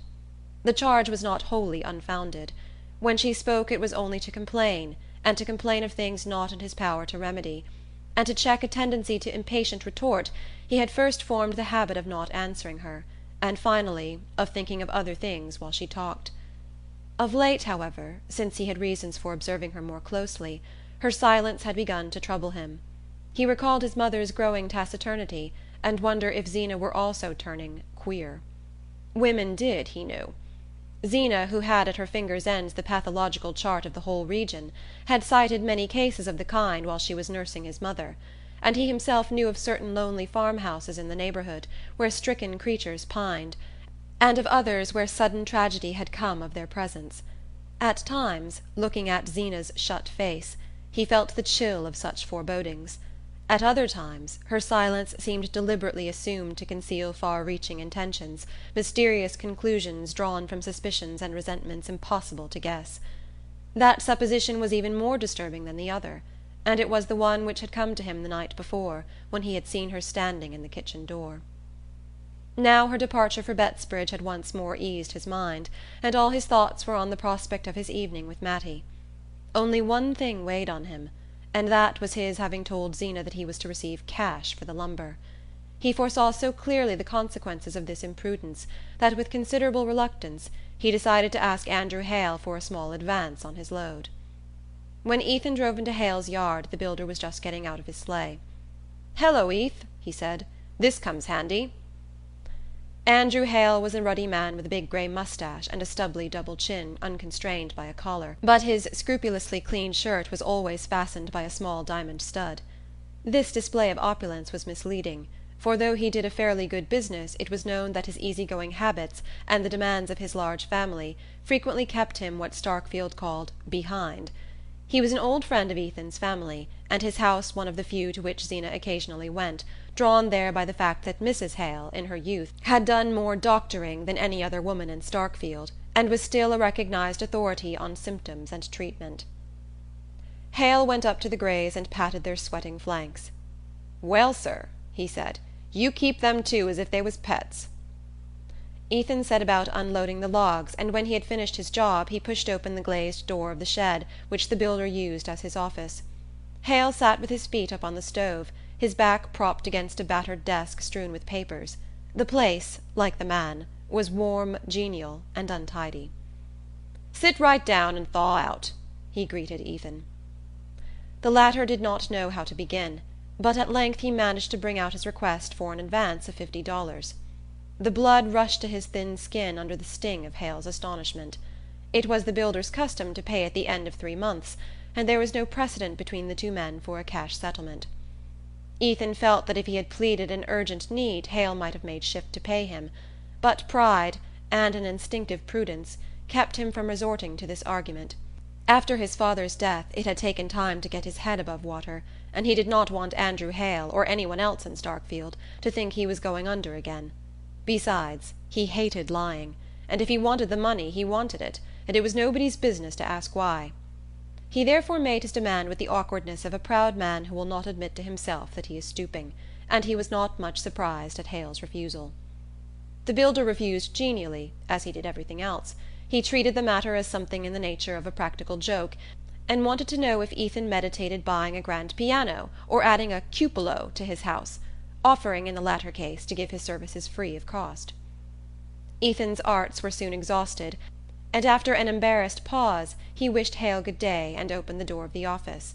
As he passed out the builder suddenly called after him, "See here, you ain't in a tight place, are you?" "Not a bit," Ethan's pride retorted before his reason had time to intervene. "Well, that's good, because I am, a shade. Fact is, I was going to ask you to give me a little extra time on that payment. Business is pretty slack, to begin with, and then I'm fixing up a little house for Ned and Ruth when they're married. I'm glad to do it for 'em, but it costs." His look appealed to Ethan for sympathy. "The young people like things nice. You know how it is yourself. It's not so long ago since you fixed up your own place for Zeena." Ethan left the Greys in Hale's stable and went about some other business in the village. As he walked away the builder's last phrase lingered in his ears, and he reflected grimly that his 7 years with Zeena seemed to Starkfield not so long. The afternoon was drawing to an end, and here and there a lighted pane spangled the cold grey dusk and made the snow look whiter. The bitter weather had driven every one indoors, and Ethan had the long rural street to himself. Suddenly he heard the brisk play of sleigh bells and a cutter passed him, drawn by a free-going horse. Ethan recognized Michael Eady's roan colt, and young Denis Eady, in a handsome new fur cap, leaned forward and waved a greeting. "Hello, Eth!" he shouted, and spun on.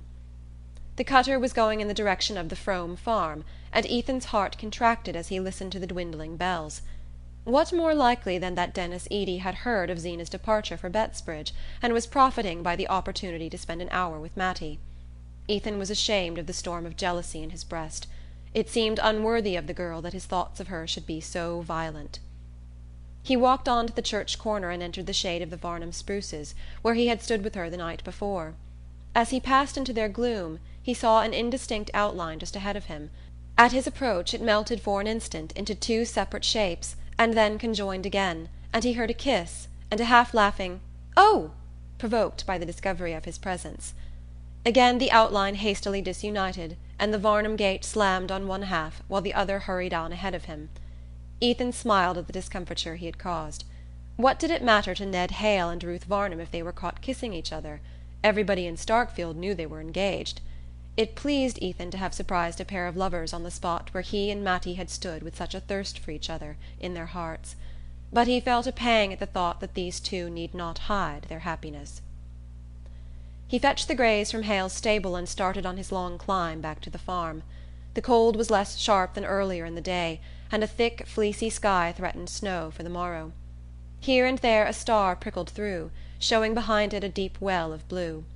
In an hour or two the moon would push over the ridge behind the farm, burn a gold-edged rent in the clouds, and then be swallowed by them. A mournful peace hung on the fields, as though they felt the relaxing grasp of the cold and stretched themselves in their long winter sleep. Ethan's ears were alert for the jingle of sleigh bells, but not a sound broke the silence of the lonely road. As he drew near the farm he saw, through the thin screen of larches at the gate, a light twinkling in the house above him. "She's up in her room," he said to himself, "fixing herself up for supper."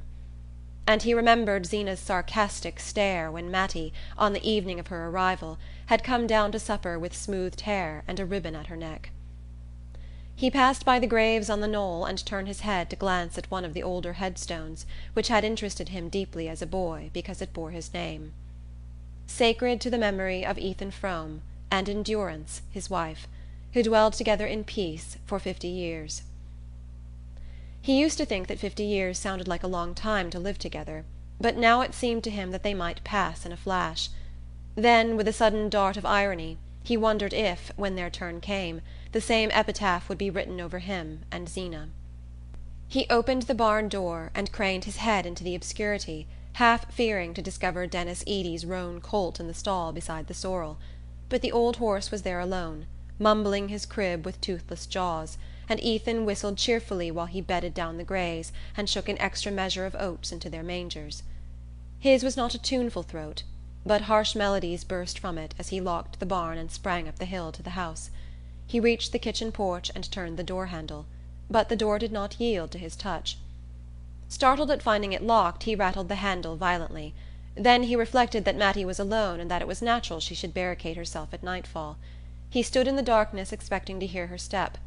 It did not come, and after vainly straining his ears he called out in a voice that shook with joy, "Hello, Matt!" Silence answered, but in a minute or two he caught a sound on the stairs and saw a line of light about the door-frame, as he had seen it the night before.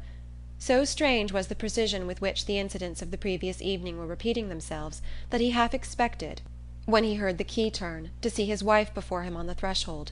But the door opened, and Mattie faced him.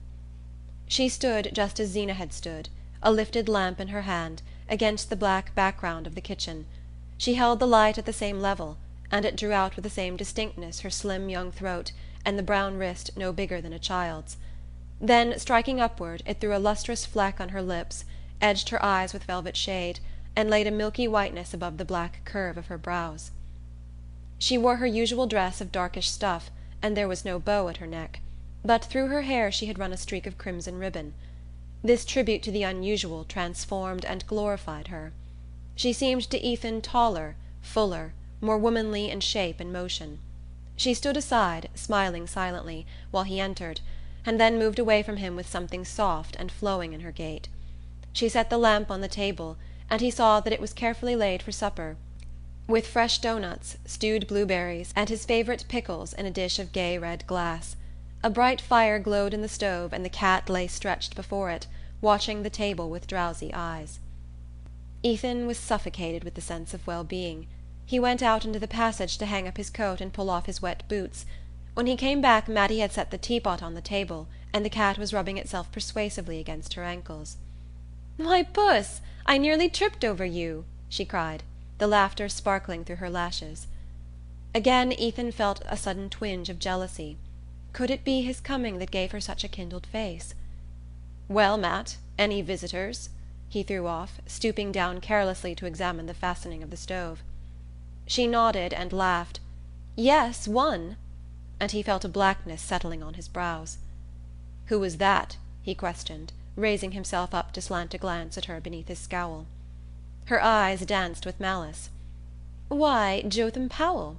He came in after he got back, and asked for a drop of coffee before he went down home." The blackness lifted and light flooded Ethan's brain. "That all? Well, I hope you made out to let him have it."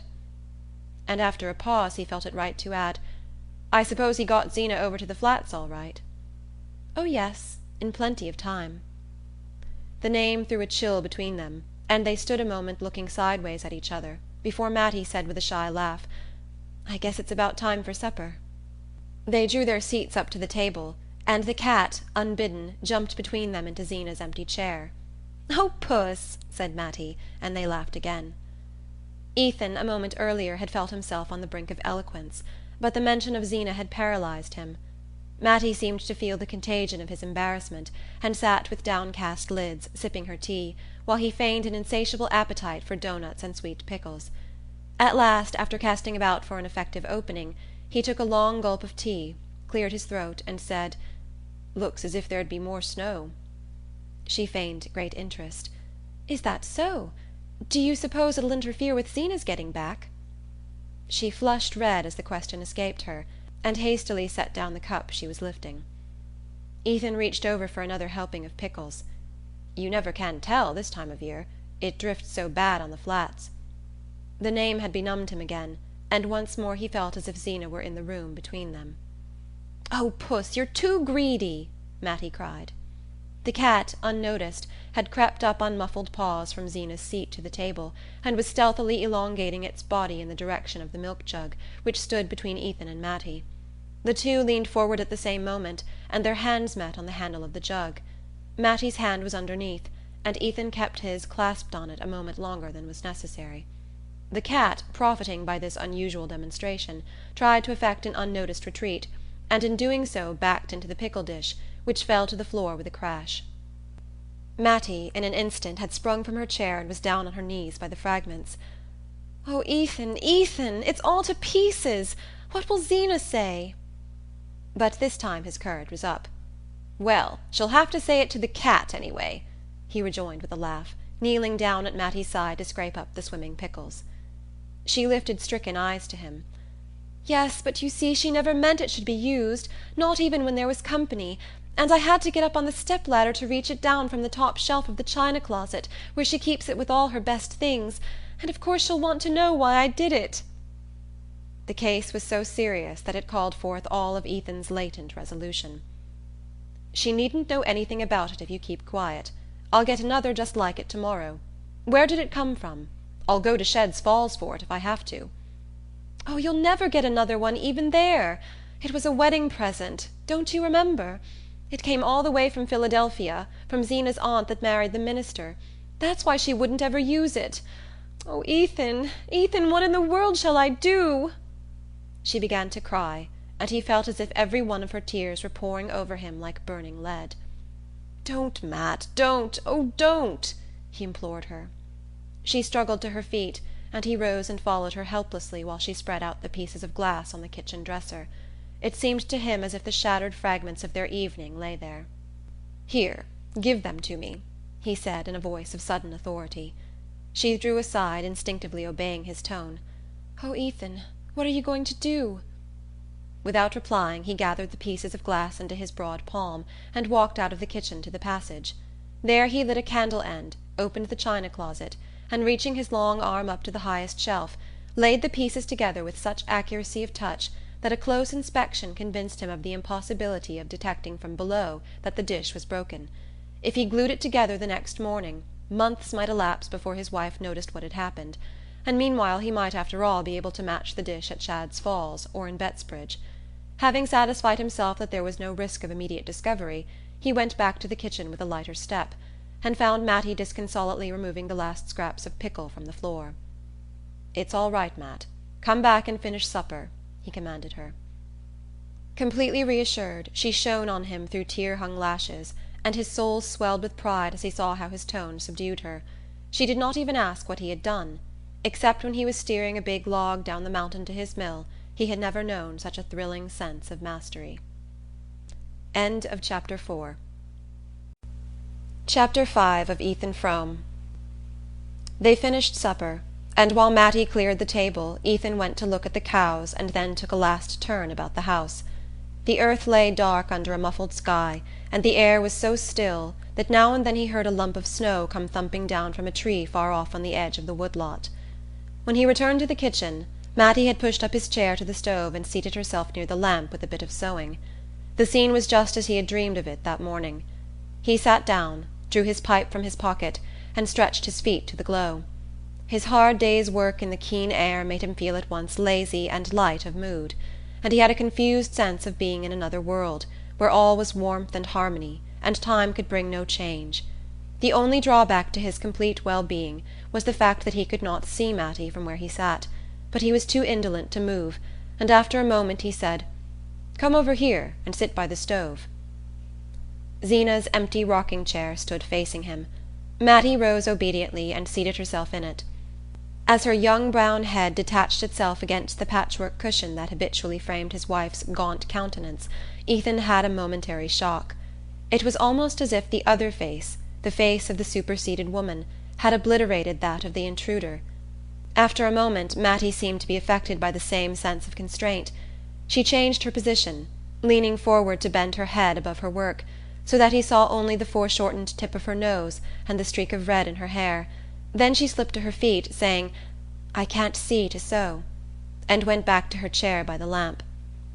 Ethan made a pretext of getting up to replenish the stove, and when he returned to his seat he pushed it sideways that he might get a view of her profile and of the lamplight falling on her hands. The cat, who had been a puzzled observer of these unusual movements, jumped up into Zeena's chair, rolled itself into a ball, and lay watching them with narrowed eyes. Deep quiet sank on the room. The clock ticked above the dresser, a piece of charred wood fell now and then in the stove, and the faint sharp scent of the geraniums mingled with the odour of Ethan's smoke, which began to throw a blue haze about the lamp and to hang its greyish cobwebs in the shadowy corners of the room. All constraint had vanished between the two, and they began to talk easily and simply. They spoke of everyday things, of the prospect of snow, of the next church sociable, of the loves and quarrels of Starkfield. The commonplace nature of what they said produced in Ethan an illusion of long-established intimacy which no outburst of emotion could have given, and he set his imagination adrift on the fiction that they had always spent their evenings thus, and would always go on doing so. "This is the night we were to have gone coasting, Matt," he said at length, with the rich sense as he spoke that they could go on any other night they chose, since they had all the time before them. She smiled back at him. "I guess you forgot." "No, I didn't forget. But it's as dark as Egypt outdoors. We might go tomorrow if there's a moon." She laughed with pleasure, her head tilted back, the lamplight sparkling on her lips and teeth. "That would be lovely, Ethan." He kept his eyes fixed on her, marvelling at the way her face changed with each turn of their talk, like a wheat field under a summer breeze. It was intoxicating to find such magic in his clumsy words, and he longed to try new ways of using it. "Would you be scared to go down the Corbury Road with me on a night like this?" he asked. Her cheeks burned redder. "I ain't any more scared than you are." "Well, I'd be scared then. I wouldn't do it. That's an ugly corner down by the big elm. If a fellow didn't keep his eyes open he'd go plumb into it." He luxuriated in the sense of protection and authority which his words conveyed. To prolong and intensify the feeling he added, "I guess we're well enough here." She let her lids sink slowly, in the way he loved. "Yes, we're well enough here," she sighed. Her tone was so sweet that he took the pipe from his mouth and drew his chair up to the table.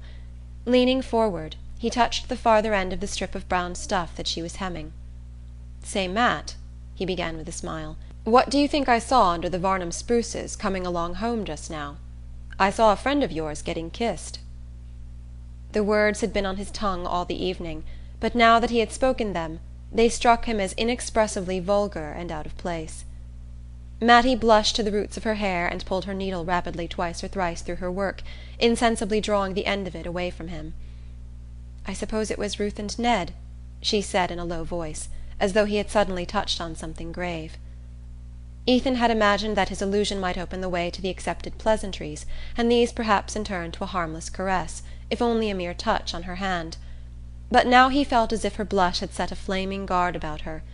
He supposed it was his natural awkwardness that made him feel so. He knew that most young men made nothing at all of giving a pretty girl a kiss, and he remembered that the night before, when he had put his arm about Mattie, she had not resisted. But that had been out of doors, under the open irresponsible night. Now, in the warm lamp-lit room, with all its ancient implications of conformity and order, she seemed infinitely farther away from him, and more unapproachable. To ease his constraint he said, "I suppose they'll be setting a date before long." "Yes. I shouldn't wonder if they got married some time along in the summer." She pronounced the word married as if her voice caressed it. It seemed a rustling covert leading to enchanted glades. A pang shot through Ethan, and he said, twisting away from her in his chair, "It'll be your turn next, I wouldn't wonder." She laughed a little uncertainly. "Why do you keep on saying that?" He echoed her laugh. "I guess I do it to get used to the idea." He drew up to the table again, and she sewed on in silence, with dropped lashes, while he sat in fascinated contemplation of the way in which her hands went up and down above the strip of stuff, just as he had seen a pair of birds make short perpendicular flights over a nest they were building. At length, without turning her head or lifting her lids, she said in a low tone, "It's not because you think Zeena's got anything against me, is it?" His former dread started up full-armed at the suggestion. "Why? What do you mean?" he stammered. She raised distressed eyes to his, her work dropping on the table between them. "I don't know. I thought last night she seemed to have." "I'd like to know what," he growled. "Nobody can tell with Zeena." It was the first time they had ever spoken so openly of her attitude toward Mattie, and the repetition of the name seemed to carry it to the farthest corners of the room and send it back to them in long repercussions of sound. Mattie waited, as if to give the echo time to drop, and then went on. "She hasn't said anything to you?" He shook his head. "No, not a word." She tossed the hair back from her forehead with a laugh. "I guess I'm just nervous, then. I'm not going to think about it any more." "Oh, no. Don't let's think about it, Matt." The sudden heat of his tone made her colour mount again, not with a rush, but gradually, delicately, like the reflection of a thought stealing slowly across her heart. She sat silent, her hands clasped on her work, and it seemed to him that a warm current flowed toward him on the strip of stuff that still lay unrolled between them. Cautiously he slid his hand palm downward along the table, till his fingertips touched the end of the stuff. A faint vibration of her lashes seemed to show that she was aware of his gesture, and that it had sent a counter-current back to her, and she let her hands lie motionless on the other end of the strip. As they sat thus, he heard a sound behind him and turned his head. The cat had jumped from Zeena's chair to dart at a mouse in the wainscot, and as a result of the sudden movement the empty chair had set up a spectral rocking.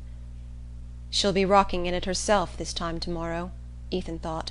"I've been in a dream, and this is the only evening we'll ever have together." The return to reality was as painful as the return to consciousness after taking an anesthetic. His body and brain ached with indescribable weariness, and he could think of nothing to say or to do that should arrest the mad flight of the moments. His alteration of mood seemed to have communicated itself to Mattie. She looked up at him languidly, as though her lids were weighted with sleep, and it cost her an effort to raise them. Her glance fell on his hand, which now completely covered the end of her work, and grasped it as if it were a part of herself. He saw a scarcely perceptible tremor cross her face, and without knowing what he did, he stooped his head and kissed the bit of stuff in his hold. As his lips rested on it he felt it glide slowly from beneath them, and saw that Mattie had risen and was silently rolling up her work. She fastened it with a pin, and then, finding her thimble and scissors, put them with the roll of stuff into the box covered with fancy paper which he had once brought to her from Bettsbridge. He stood up also, looking vaguely about the room. The clock above the dresser struck 11. "Is the fire all right?" she asked in a low voice. He opened the door of the stove and poked aimlessly at the embers. When he raised himself again, he saw that she was dragging toward the stove the old soap-box lined with carpet in which the cat made its bed. Then she recrossed the floor and lifted two of the geranium pots in her arms, moving them away from the cold window.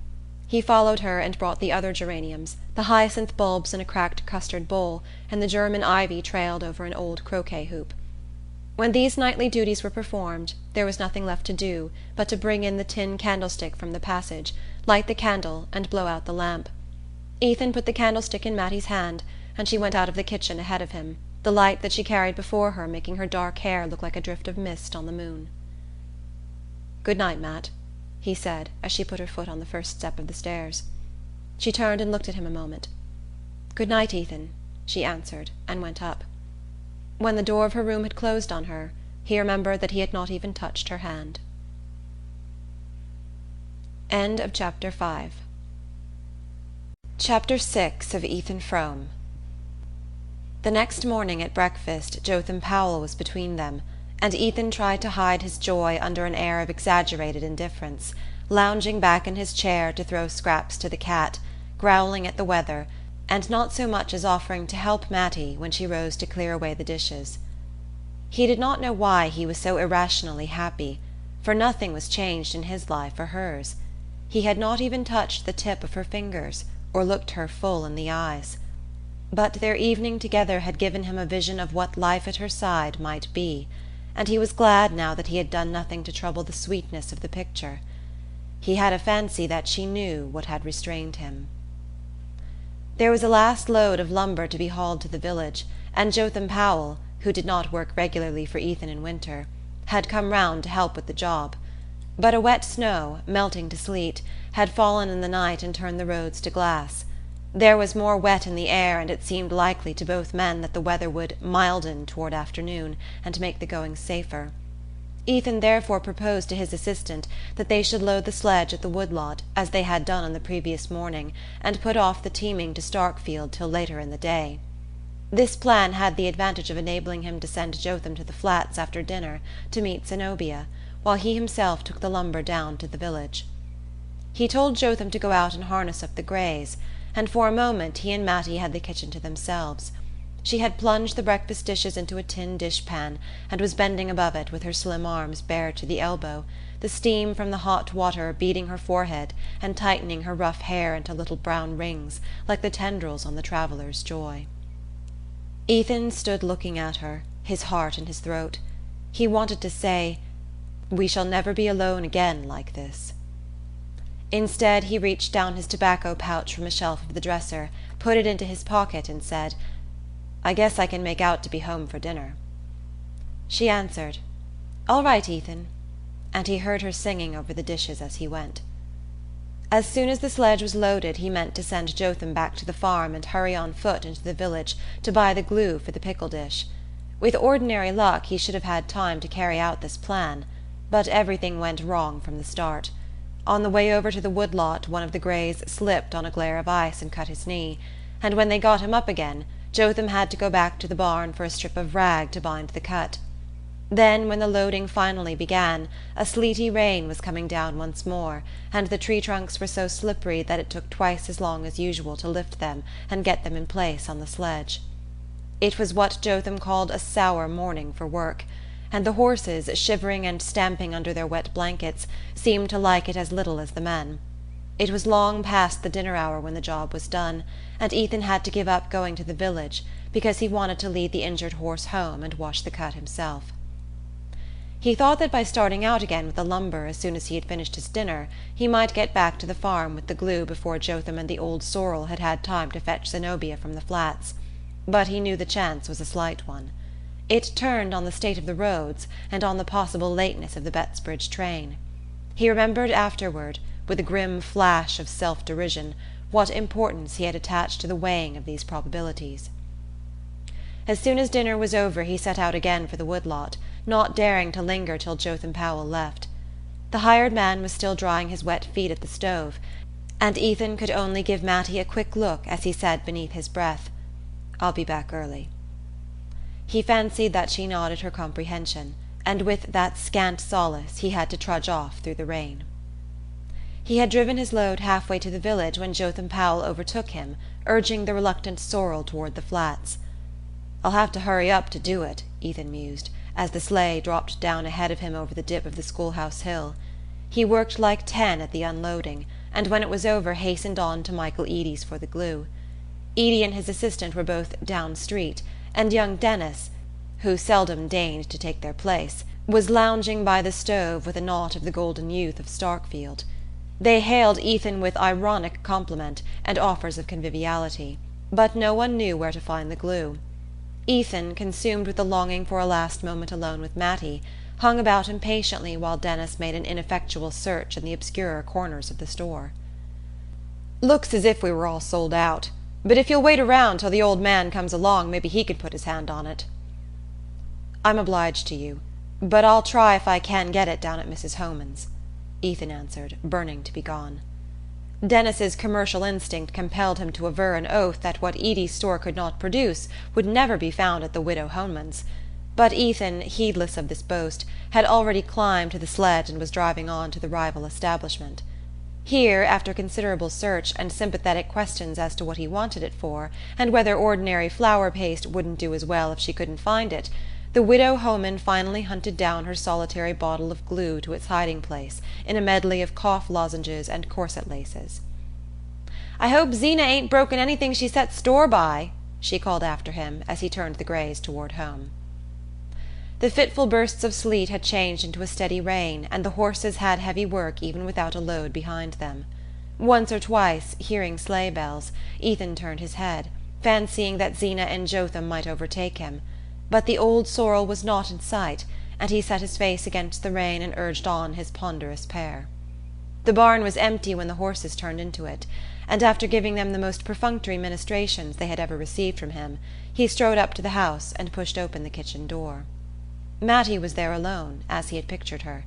She was bending over a pan on the stove, but at the sound of his step she turned with a start and sprang to him. "See here, Matt, I've got some stuff to mend the dish with. Let me get at it quick," he cried, waving the bottle in one hand while he put her lightly aside, but she did not seem to hear him. "Oh, Ethan, Zeena's come," she said in a whisper, clutching his sleeve. They stood and stared at each other, pale as culprits. "But the sorrel's not in the barn," Ethan stammered. "Jotham Powell brought some goods over from the flats for his wife, and he drove right on home with them," she explained. He gazed blankly about the kitchen, which looked cold and squalid in the rainy winter twilight. "How is she?" he asked, dropping his voice to Mattie's whisper. She looked away from him uncertainly. "I don't know. She went right up to her room." "She didn't say anything?" "No." Ethan let out his doubts in a low whistle and thrust the bottle back into his pocket. "Don't fret. I'll come down and mend it in the night," he said.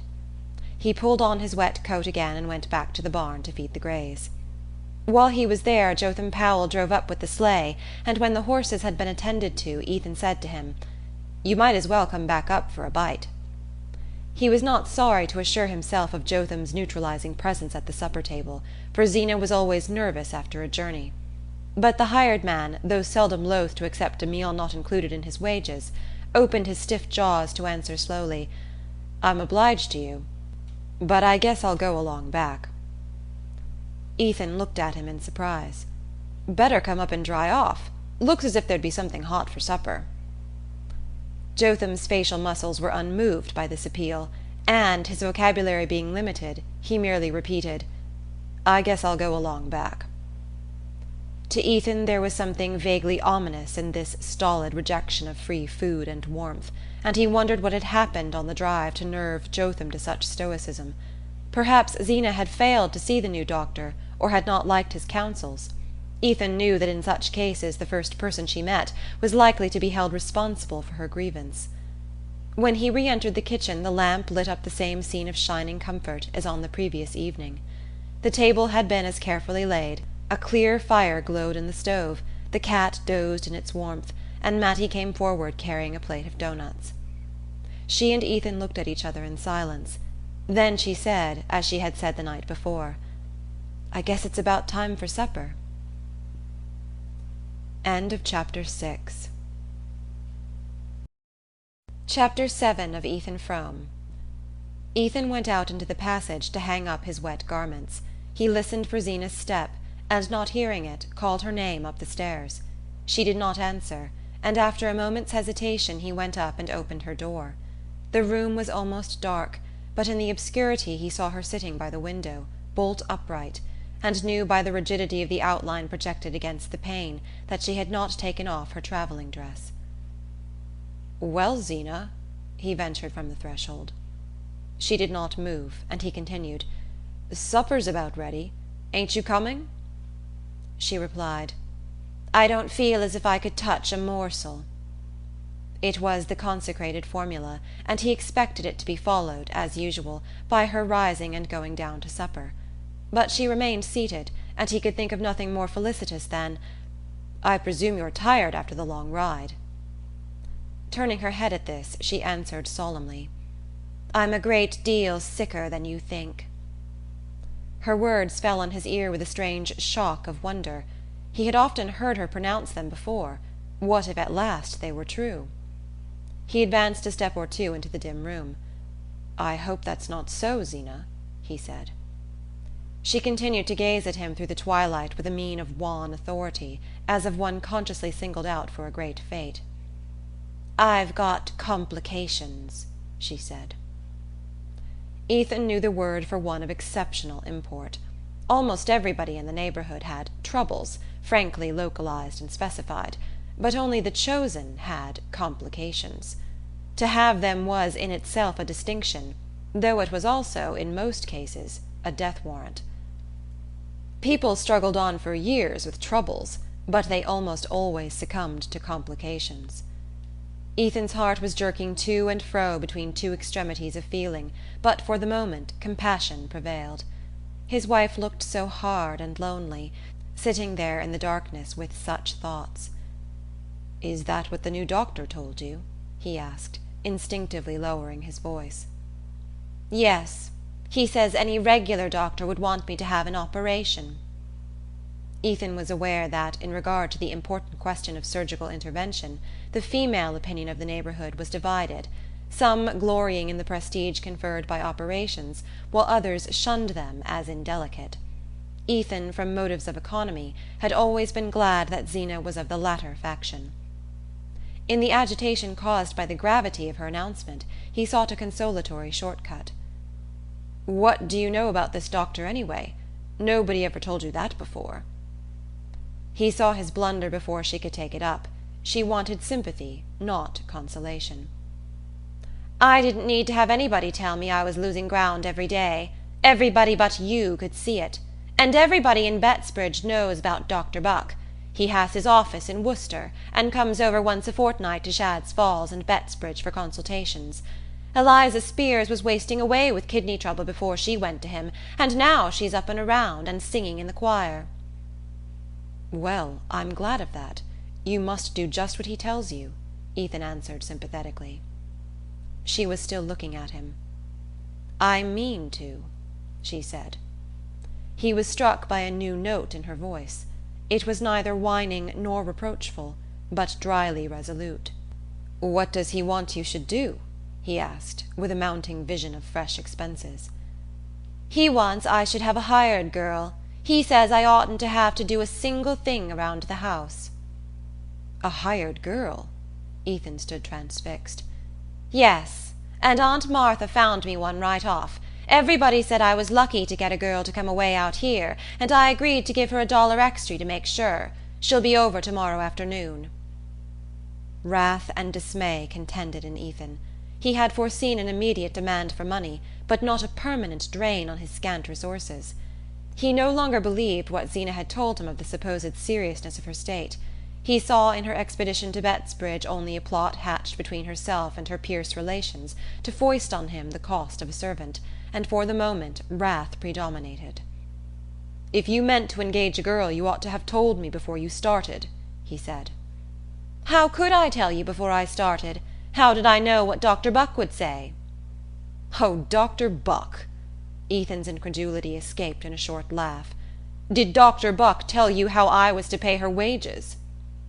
Her voice rose furiously with his. No, he didn't, for I'd 'a' been ashamed to tell him that you grudged me the money to get back my health, when I lost it nursing your own mother." "You lost your health nursing mother?" "Yes, and my folks all told me at the time you couldn't do no less than marry me after. Zeena!" Through the obscurity which hid their faces their thoughts seemed to dart at each other like serpents shooting venom. Ethan was seized with horror of the scene and shame at his own share in it. It was as senseless and savage as a physical fight between two enemies in the darkness. He turned to the shelf above the chimney, groped for matches and lit the one candle in the room. At first its weak flame made no impression on the shadows. Then Zeena's face stood grimly out against the uncurtained pane, which had turned from grey to black. It was the first scene of open anger between the couple in their sad 7 years together, and Ethan felt as if he had lost an irretrievable advantage in descending to the level of recrimination. But the practical problem was there, and had to be dealt with. "You know I haven't got the money to pay for a girl, Zeena. You'll have to send her back. I can't do it." "The doctor says it'll be my death if I go on slaving the way I've had to. He doesn't understand how I've stood it as long as I have." "Slaving?" He checked himself again. "You shan't lift a hand if he says so. I'll do everything round the house myself." She broke in. "You're neglecting the farm enough already." And this being true, he found no answer, and left her time to add ironically: "Better send me over to the almshouse and done with it. I guess there's been Fromes there afore now." The taunt burned into him, but he let it pass. "I haven't got the money. That settles it." There was a moment's pause in the struggle, as though the combatants were testing their weapons. Then Zeena said in a level voice: "I thought you were to get $50 from Andrew Hale for that lumber." "Andrew Hale never pays under 3 months." He had hardly spoken when he remembered the excuse he had made for not accompanying his wife to the station the day before, and the blood rose to his frowning brows. "Why, you told me yesterday you'd fixed it up with him to pay cash down. You said that was why you couldn't drive me over to the Flats." Ethan had no suppleness in deceiving. He had never before been convicted of a lie, and all the resources of evasion failed him. "I guess that was a misunderstanding," he stammered. "You ain't got the money?" "No." "And you ain't going to get it?" "No." "Well, I couldn't know that when I engaged the girl, could I?" "No." He paused to control his voice. "But you know it now. I'm sorry, but it can't be helped. You're a poor man's wife, Zeena, but I'll do the best I can for you." For a while she sat motionless, as if reflecting, her arms stretched along the arms of her chair, her eyes fixed on vacancy. "Oh, I guess we'll make out," she said mildly. The change in her tone reassured him. "Of course we will. There's a whole lot more I can do for you. And Mattie—" Zeena, while he spoke, seemed to be following out some elaborate mental calculation. She emerged from it to say: "There'll be Mattie's board less, anyhow." Ethan, supposing the discussion to be over, had turned to go down to supper. He stopped short, not grasping what he heard. "Mattie's board less," he began. Zeena laughed. It was an odd, unfamiliar sound. He did not remember ever having heard her laugh before. "You didn't suppose I was going to keep 2 girls, did you? No wonder you were scared at the expense." He still had but a confused sense of what she was saying. From the beginning of the discussion he had instinctively avoided the mention of Mattie's name, fearing he hardly knew what: criticism, complaints, or vague allusions to the imminent probability of her marrying. But the thought of a definite rupture had never come to him, and even now could not lodge itself in his mind. "I don't know what you mean," he said. "Mattie Silver's not a hired girl. She's your relation." "She's a pauper that's hung on to us all after her father'd done his best to ruin us. I've kep' her here for a whole year. It's somebody else's turn now." As the shrill words shot out, Ethan heard a tap on the door, which he had drawn shut when he turned back from the threshold. "Ethan! Zeena!" Mattie's voice sounded gaily from the landing.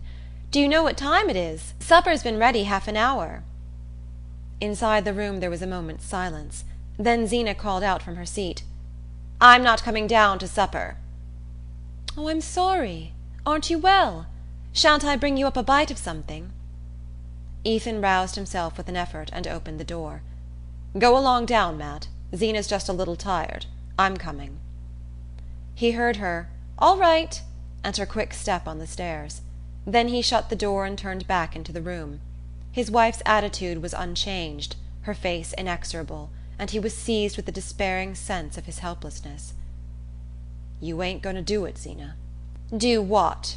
she emitted between flattened lips.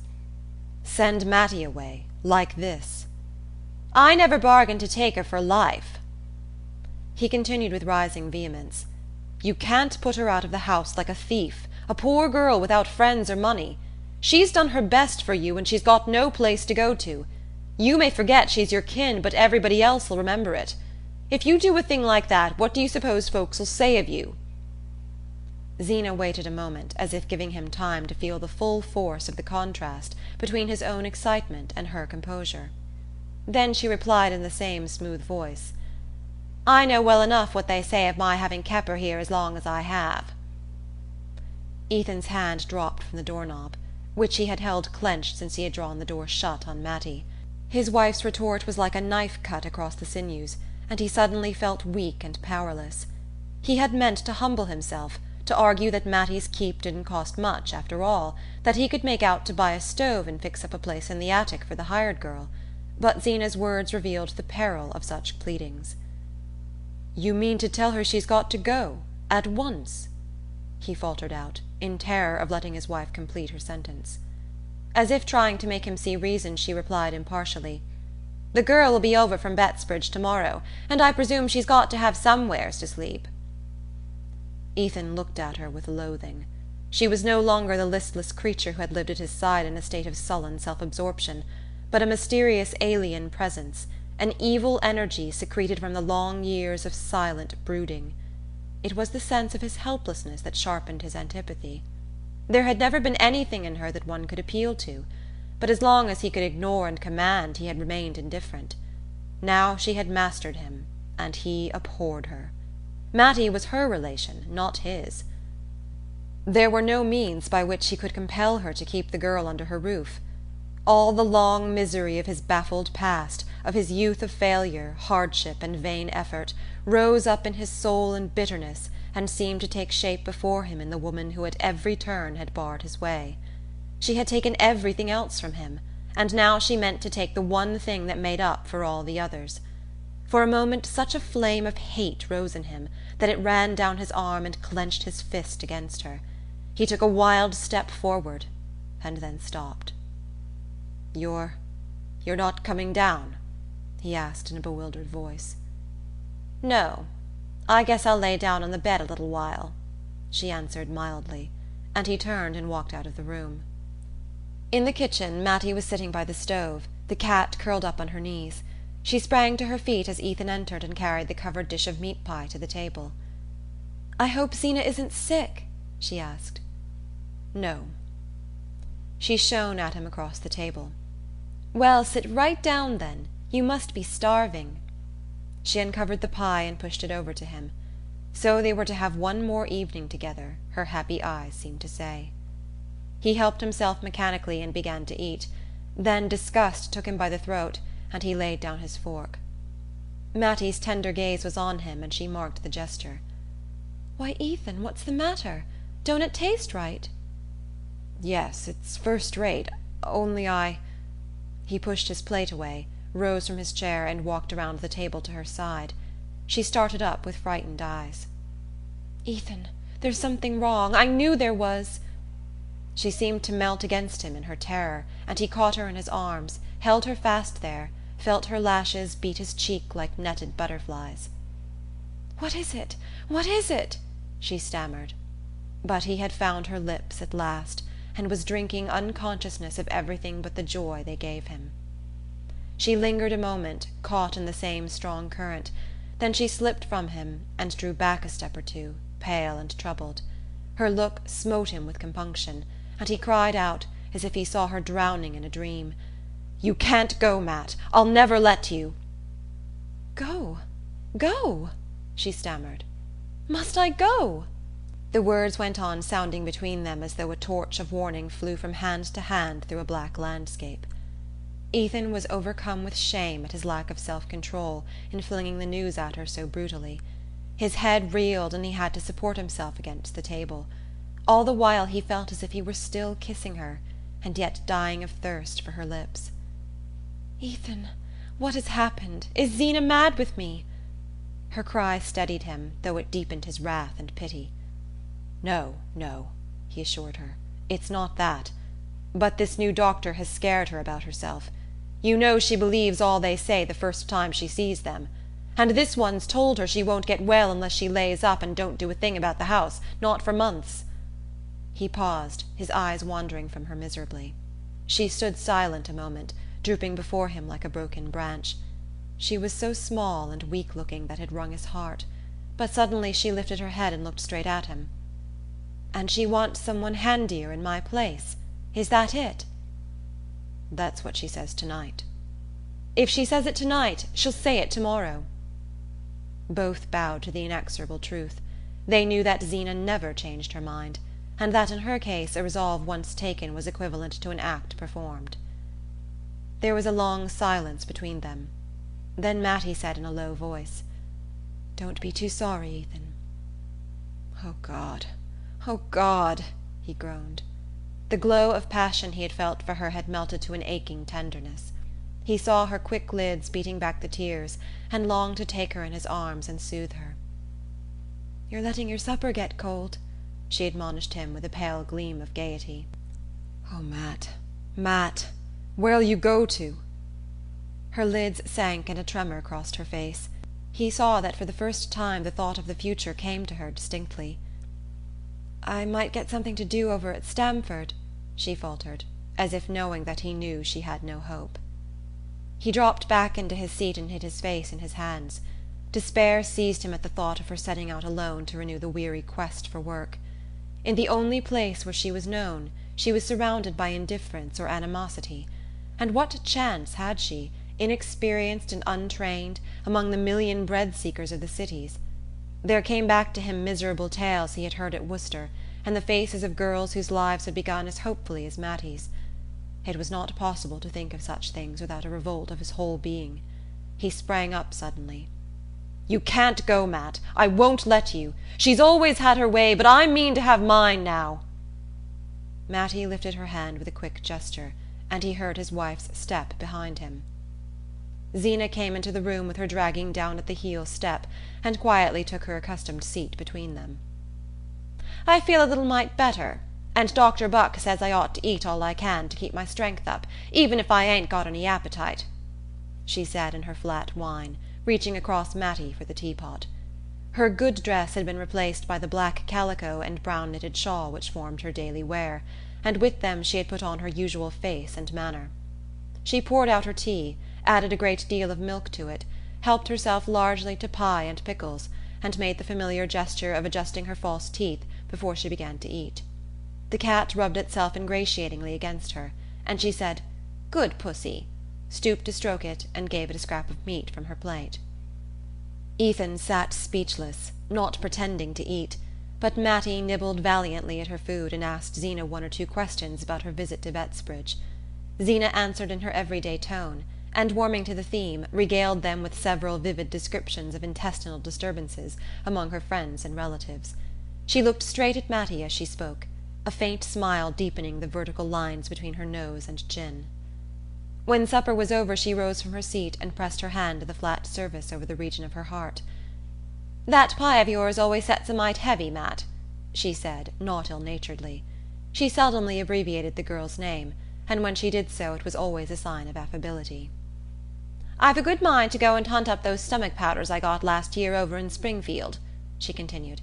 "I ain't tried them for quite a while, and maybe they'll help the heartburn." Mattie lifted her eyes. "Can't I get them for you, Zeena?" she ventured. "No, they're in a place you don't know about," Zeena answered darkly, with one of her secret looks. She went out of the kitchen, and Mattie, rising, began to clear the dishes from the table. As she passed Ethan's chair their eyes met and clung together desolately. The warm, still kitchen looked as peaceful as the night before. The cat had sprung to Zeena's rocking-chair, and the heat of the fire was beginning to draw out the faint, sharp scent of the geraniums. Ethan dragged himself wearily to his feet. "I'll go out and take a look around," he said, going toward the passage to get his lantern. As he reached the door he met Zeena coming back into the room, her lips twitching with anger, a flush of excitement on her sallow face. The shawl had slipped from her shoulders and was dragging at her downtrodden heels, and in her hand she carried the fragment of the red glass pickle dish. "I'd like to know who has done this," she said, looking sternly from Ethan to Mattie. There was no answer, and she continued in a trembling voice.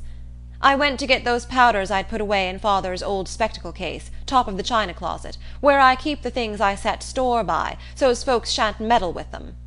Her voice broke, and 2 small tears hung on her lashless lids and ran slowly down her cheeks. "It takes the step-ladder to get at the top shelf, and I put Aunt Philura Maple's pickle dish up there a purpose when we was married, and it's never been down since, 'cept for the spring cleaning, and then I always lifted it with my own hand so's it shouldn't get broke." She laid the fragments reverently on the table. "I want to know who done this," she quavered. At the challenge Ethan turned back into the room and faced her. "I can tell you then. The cat done it." "The cat?" "That's what I said." She looked at him hard, and then turned her eyes to Mattie, who was carrying the dishpan to the table. "I'd like to know how the cat got into my china closet," she said. "Chasin' mice, I guess," Ethan rejoined. "There was a mouse round the kitchen all last evening." Zeena continued to look from one to the other. Then she emitted her small, strange laugh.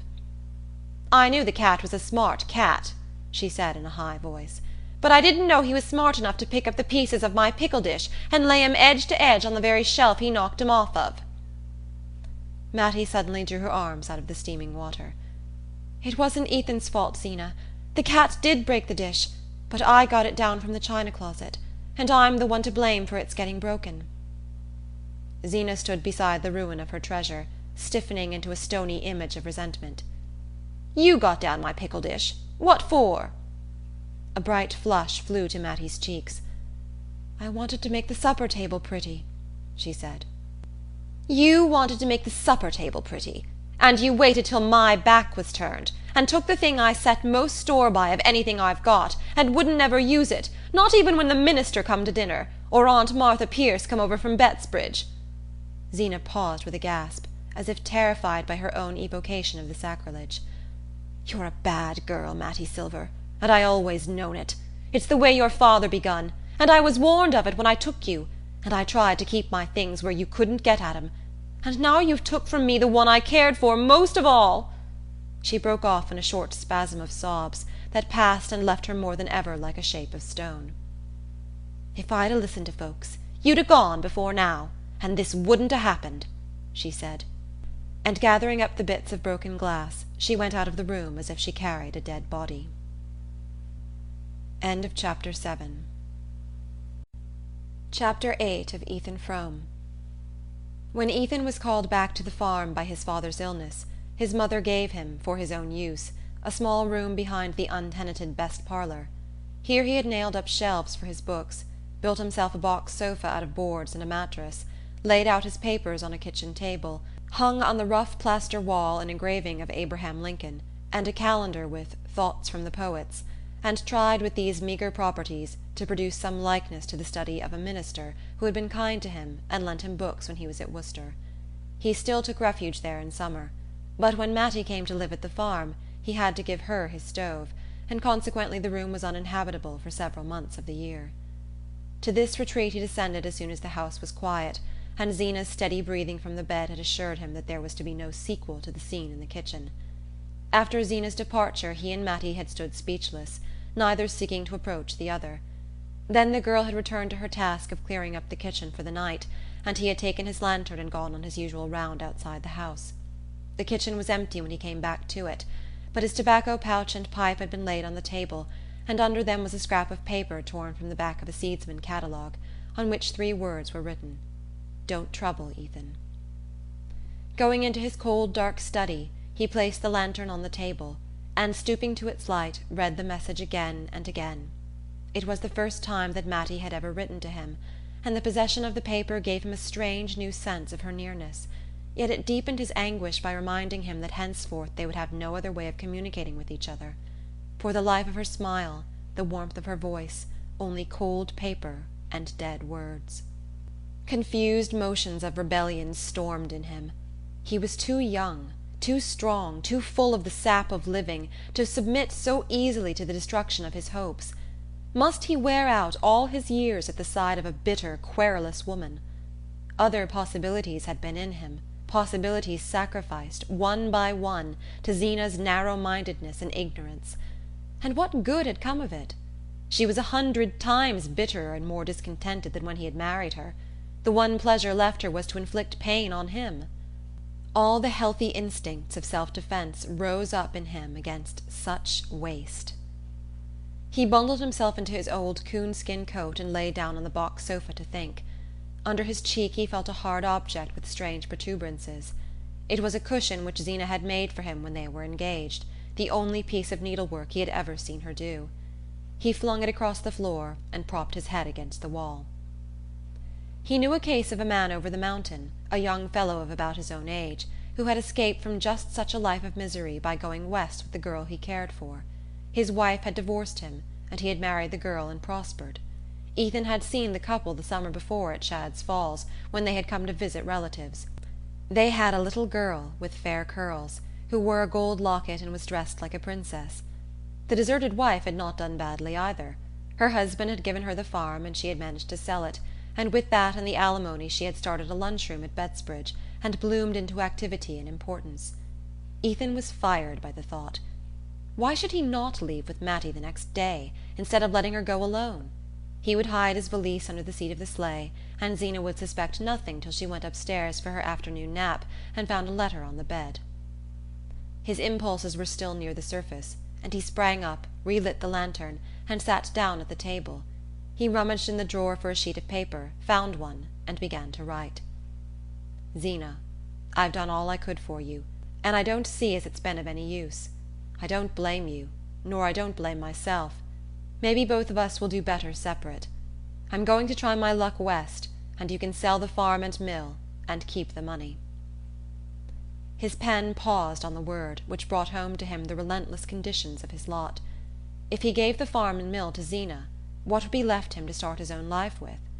Once in the West he was sure of picking up work. He would not have feared to try his chance alone. But with Mattie depending on him, the case was different. And what of Zeena's fate? Farm and mill were mortgaged to the limit of their value, and even if she found a purchaser, in itself an unlikely chance, it was doubtful if she could clear $1,000 on the sale. Meanwhile, how could she keep the farm going? It was only by incessant labour and personal supervision that Ethan drew a meagre living from his land, and his wife, even if she were in better health than she imagined, could never carry such a burden alone. Well, she could go back to her people then, and see what they would do for her. It was the fate she was forcing on Mattie. Why not let her try it herself? By the time she had discovered his whereabouts and brought suit for divorce, he would probably, wherever he was, be earning enough to pay her a sufficient alimony. And the alternative was to let Mattie go forth alone, with far less hope of ultimate provision. He had scattered the contents of the table drawer in his search for a sheet of paper, and as he took up his pen his eyes fell on an old copy of the Bettsbridge Eagle. The advertising sheet was folded uppermost, and he read the seductive words, "Trips to the West, reduced rates." He drew the lantern nearer and eagerly scanned the fares. Then the paper fell from his hand, and he pushed aside his unfinished letter. A moment ago he had wondered what he and Mattie were to live on when they reached the West. Now he saw that he had not even the money to take her there. Borrowing was out of the question. 6 months before he had given his only security to raise funds for necessary repairs to the mill, and he knew that without security no one at Starkfield would lend him $10. The inexorable facts closed in on him like prison warders handcuffing a convict. There was no way out, none. He was a prisoner for life, and now his one ray of light was to be extinguished. He crept back heavily to the sofa, stretching himself out with limbs so leaden that he felt as if they would never move again. Tears rose in his throat and slowly burned their way to his lids. As he lay there, the window pane that faced him, growing gradually lighter, inlaid upon the darkness a square of moon-suffused sky. A crooked tree branch crossed it, a branch of the apple tree under which, on summer evenings, he had sometimes found Mattie sitting when he came up from the mill. Slowly the rim of the rainy vapours caught fire and burned away, and a pure moon swung into the blue. Ethan, rising on his elbow, watched the landscape whiten and shape itself under the sculpture of the moon. This was the night on which he was to have taken Mattie coasting, and there hung the lamp to light them. He looked out at the slopes bathed in lustre, the silver-edged darkness of the woods, the spectral purple of the hills against the sky, and it seemed as though all the beauty of the night had been poured out to mock his wretchedness. He fell asleep, and when he woke the chill of the winter dawn was in the room. He felt cold and stiff and hungry, and ashamed of being hungry. He rubbed his eyes and went to the window. A red sun stood over the grey rim of the fields, behind trees that looked black and brittle. He said to himself, "This is Matt's last day," and tried to think what the place would be without her. As he stood there he heard a step behind him, and she entered. "Oh, Ethan, were you here all night?" She looked so small and pinched, in her poor dress, with the red scarf wound about her, and the cold light turning her paleness sallow, that Ethan stood before her without speaking. "You must be frozen," she went on, fixing lustreless eyes on him. He drew a step nearer. "How did you know I was here?" "Because I heard you go downstairs again after I went to bed, and I listened all night, and you didn't come up." All his tenderness rushed to his lips. He looked at her and said, "I'll come right along and make up the kitchen fire." They went back to the kitchen, and he fetched the coal and kindlings and cleared out the stove for her, while she brought in the milk and the cold remains of the meat pie. When warmth began to radiate from the stove, and the first ray of sunlight lay on the kitchen floor, Ethan's dark thoughts melted in the mellower air. The sight of Mattie going about her work as he had seen her on so many mornings made it seem impossible that she should ever cease to be a part of the scene. He said to himself that he had doubtless exaggerated the significance of Zeena's threats, and that she, too, with the return of daylight, would come to a saner mood. He went up to Mattie as she bent above the stove, and laid his hand on her arm. "I don't want you should trouble either," he said, looking down into her eyes with a smile. She flushed up warmly and whispered back, "No, Ethan, I ain't gonna trouble." "I guess things'll straighten out," he added. There was no answer but a quick throb of her lids, and he went on, "She ain't said anything this morning?" "No, I haven't seen her yet." "Don't you take any notice when you do." With this injunction he left her and went out to the cow barn. He saw Jotham Powell walking up the hill through the morning mist, and the familiar sight added to his growing conviction of security. As the two men were clearing out the stalls, Jotham rested on his pitchfork to say, "Dan'l Byrne's going over to the Flats today noon, and he could take Mattie's trunk along, and make it easier riding when I take her over in the sleigh."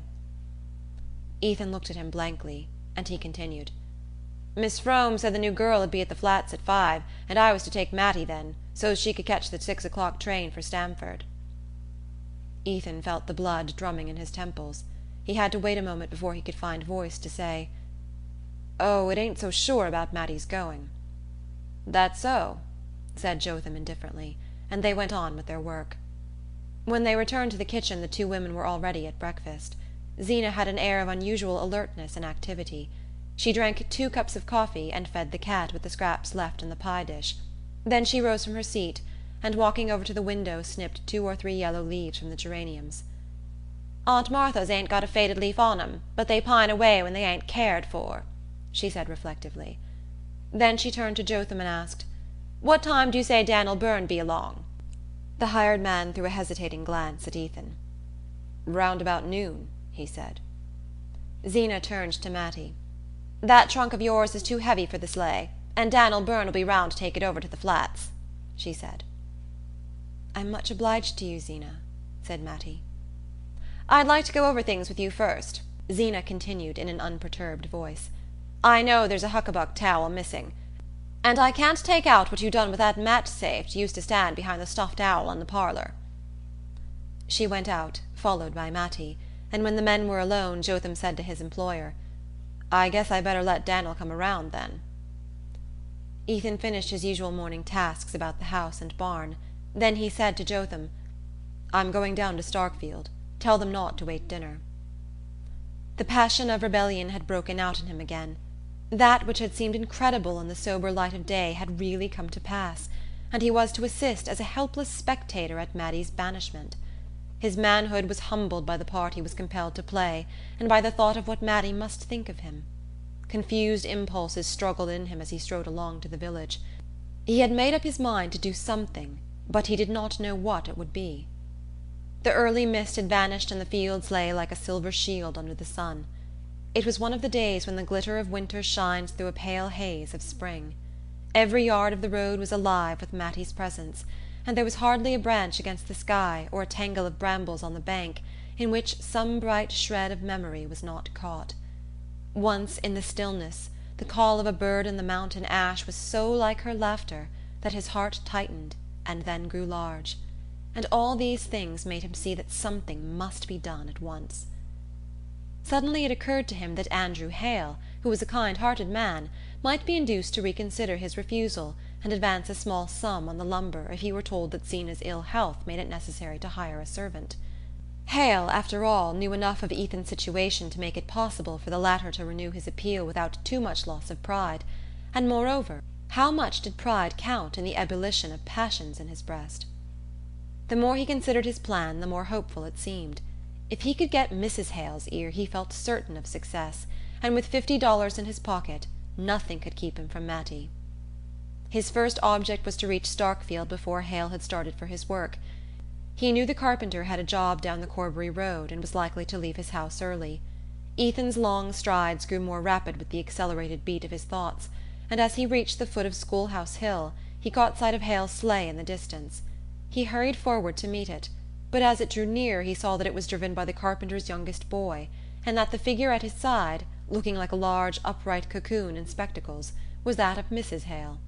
Ethan signed to them to stop, and Mrs. Hale leaned forward, her pink wrinkles twinkling with benevolence.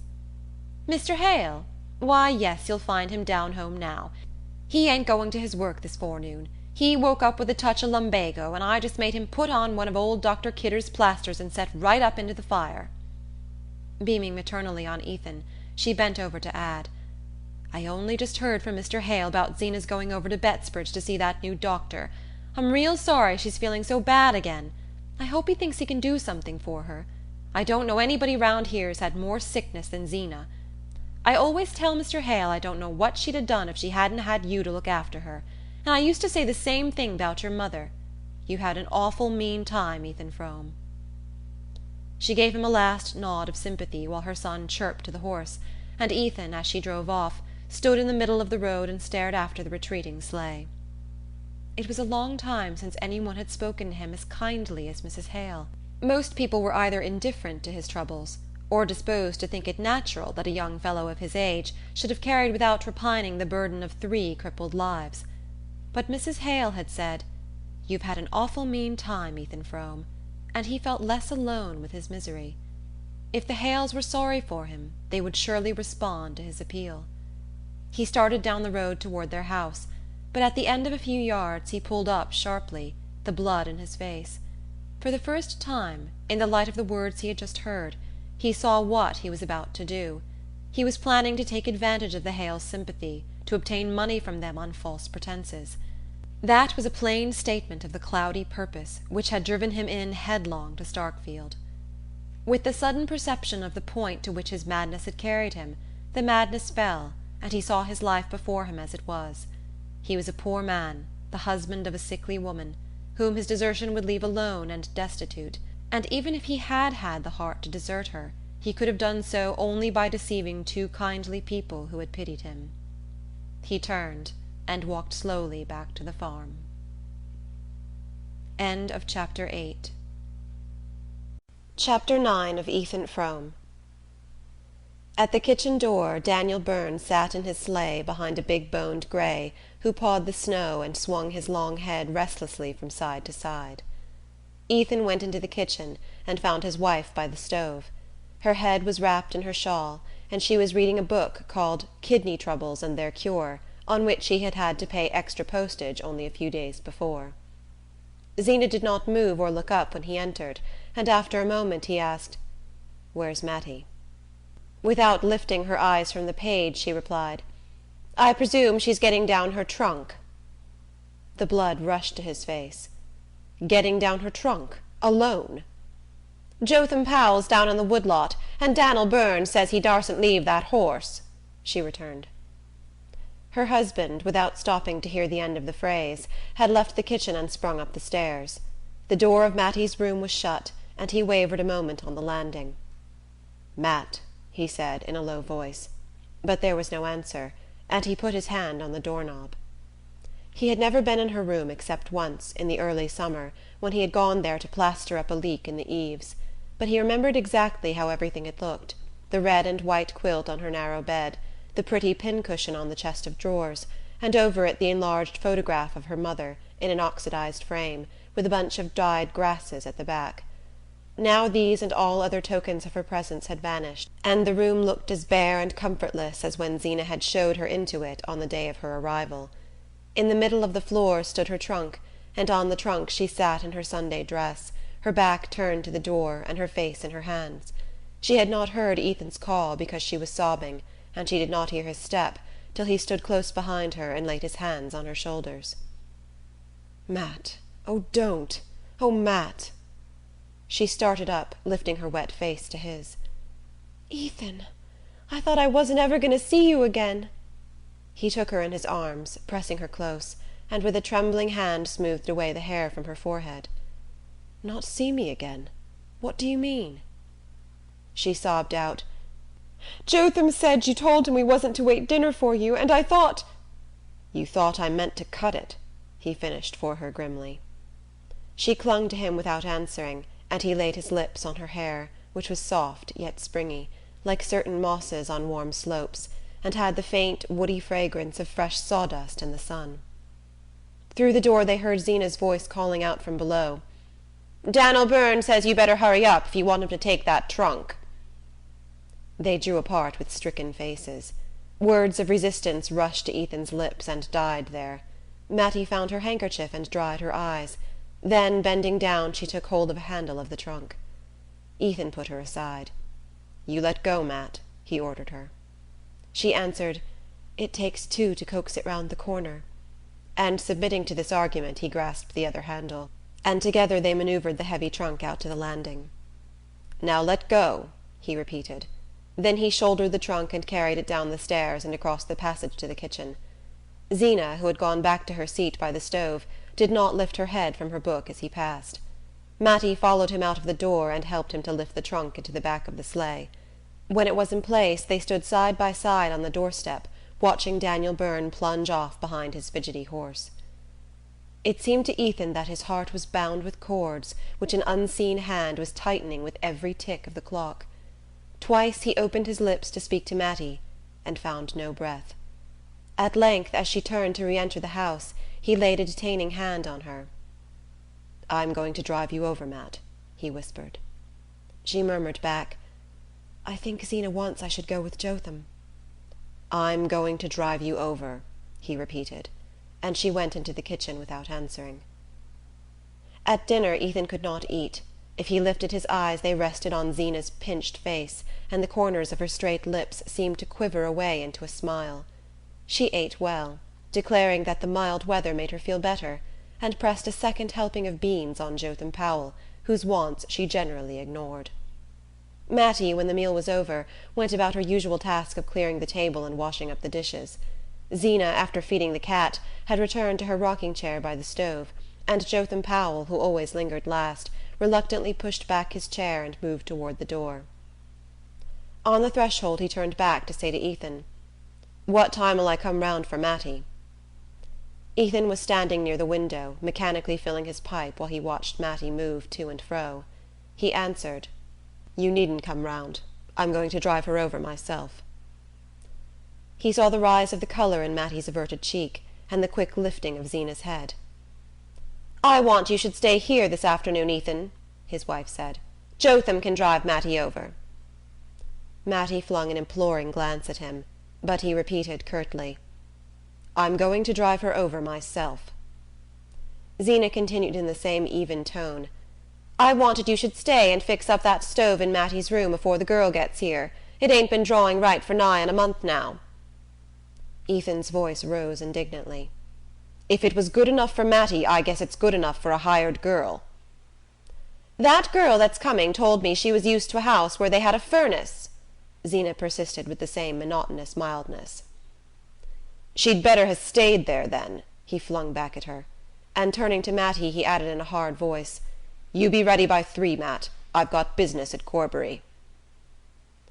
Jotham Powell had started for the barn, and Ethan strode down after him aflame with anger. The pulses in his temples throbbed and a fog was in his eyes. He went about his task without knowing what force directed him, or whose hands and feet were fulfilling his orders. It was not till he led out the sorrel and backed him between the shafts of the sleigh that he once more became conscious of what he was doing. As he passed the bridle over the horse's head and wound the trances around the shafts, he remembered the day when he had made the same preparations in order to drive over and meet his wife's cousin at the Flats. It was little more than a year ago, on just such a soft afternoon, with a feel of spring in the air. The sorrel, turning the same big ringed eye on him, nuzzled the palm of his hand in the same way, and one by one all the days between rose up and stood before him. He flung the bearskin into the sleigh, climbed to the seat, and drove up to the house. When he entered the kitchen it was empty, but Mattie's bag and shawl lay ready by the door. He went to the foot of the stairs and listened. No sound reached him from above, but presently he thought he heard someone moving about in his deserted study, and pushing open the door he saw Mattie, in her hat and jacket, standing with her back to him near the table. She started at his approach and turning quickly said, "Is it time?" "What are you doing here, Matt?" he asked her. She looked at him timidly. "I was just taking a look round, that's all," she answered, with a wavering smile. They went back into the kitchen without speaking, and Ethan picked up her bag and shawl. "Where's Zeena?" he asked. "She went right upstairs after dinner. She said she had those shooting pains again and didn't want to be disturbed." "Didn't she say good-bye to you?" "No, that was all she said." Ethan, looking slowly about the kitchen, said to himself with a shudder that in a few hours he would be returning to it alone. Then the sense of unreality overcame him once more, and he could not bring himself to believe that Mattie stood there for the last time before him. "Come on," he said almost gaily, opening the door and putting her bag into the sleigh. He sprang to his seat and bent over to tuck the rug about her as she slipped into the place at his side. "Now then, go along," he said, with a shake of the reins that sent the sorrel placidly jogging down the hill. "We got lots of time for a good ride, Matt," he cried, seeking her hand beneath the fur and pressing it in his. His face tingled and he felt dizzy, as if he had stopped in at the Starkfield saloon on a 0 day for a drink. At the gate, instead of making for Starkfield, he turned the sorrel to the right, up the Bettsbridge road. Mattie sat silent, giving no sign of surprise, but after a moment she said, "Are you going round by Shadow Pond?" He laughed and answered, "I knew you'd know." She drew closer under the bearskin, so that, looking sideways around his coat sleeve, he could just catch the tip of her nose and a blown brown wave of hair. They drove slowly up the road between fields glistening under the pale sun, and then bent to the right down a lane edged with spruce and larch. Ahead of them, a long way off, a range of hills stained by mottlings of black forest flowed away in round white curves against the sky. The lane passed into a pine wood with boles reddening in the afternoon sun, and delicate blue shadows on the snow. As they entered it, the breeze fell, and a warm stillness seemed to drop from the branches with the dropping needles. Here the snow was so pure that the tiny tracks of wood animals had left on it intricate lace-like patterns, and the bluish cones caught in its surface stood out like ornaments of bronze. Ethan drove on in silence till they reached a part of the wood where the pines were more widely spaced. Then he drew up and helped Mattie to get out of the sleigh. They passed between the aromatic trunks, the snow breaking crisply under their feet, till they came to a small sheet of water with steep wooded sides. Across its frozen surface, from the farther bank, a single hill rising against the western sun threw the long conical shadow which gave the lake its name. It was a shy, secret spot, full of the same dumb melancholy that Ethan felt in his heart. He looked up and down the little pebbly beach till his eye lit on a fallen tree-trunk half submerged in snow. "That's where we sat at the picnic," he reminded her. The entertainment of which he spoke was one of the few that they had taken part in together, a church picnic, which, on a long afternoon of the preceding summer, had filled the retired place with merrymaking. Mattie had begged him to go with her, but he had refused. Then, toward sunset, coming down from the mountain where he had been felling timber, he had been caught by some strayed revellers and drawn into the group by the lake, where Mattie, encircled by facetious youths, and bright as a blackberry under her spreading hat, was brewing coffee over a gypsy fire. He remembered the shyness he had felt at approaching her in his uncouth clothes, and then the lighting up of her face and the way she had broken through the group to come to him with a cup in her hand.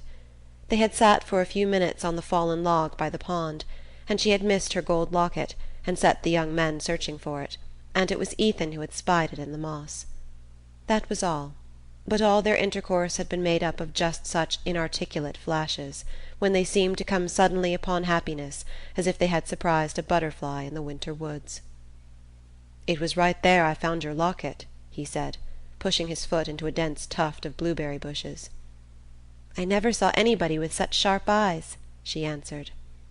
She sat down on the tree-trunk in the sun, and he sat down beside her.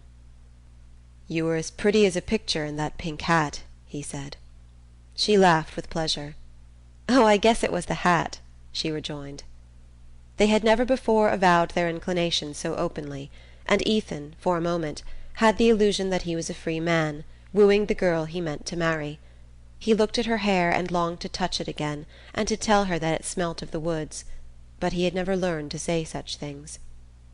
Suddenly she rose to her feet and said, "We mustn't stay here any longer." He continued to gaze at her vaguely, only half roused from his dream. "There's plenty of time," he answered. They stood looking at each other as if the eyes of each were straining to absorb and hold fast the other's image.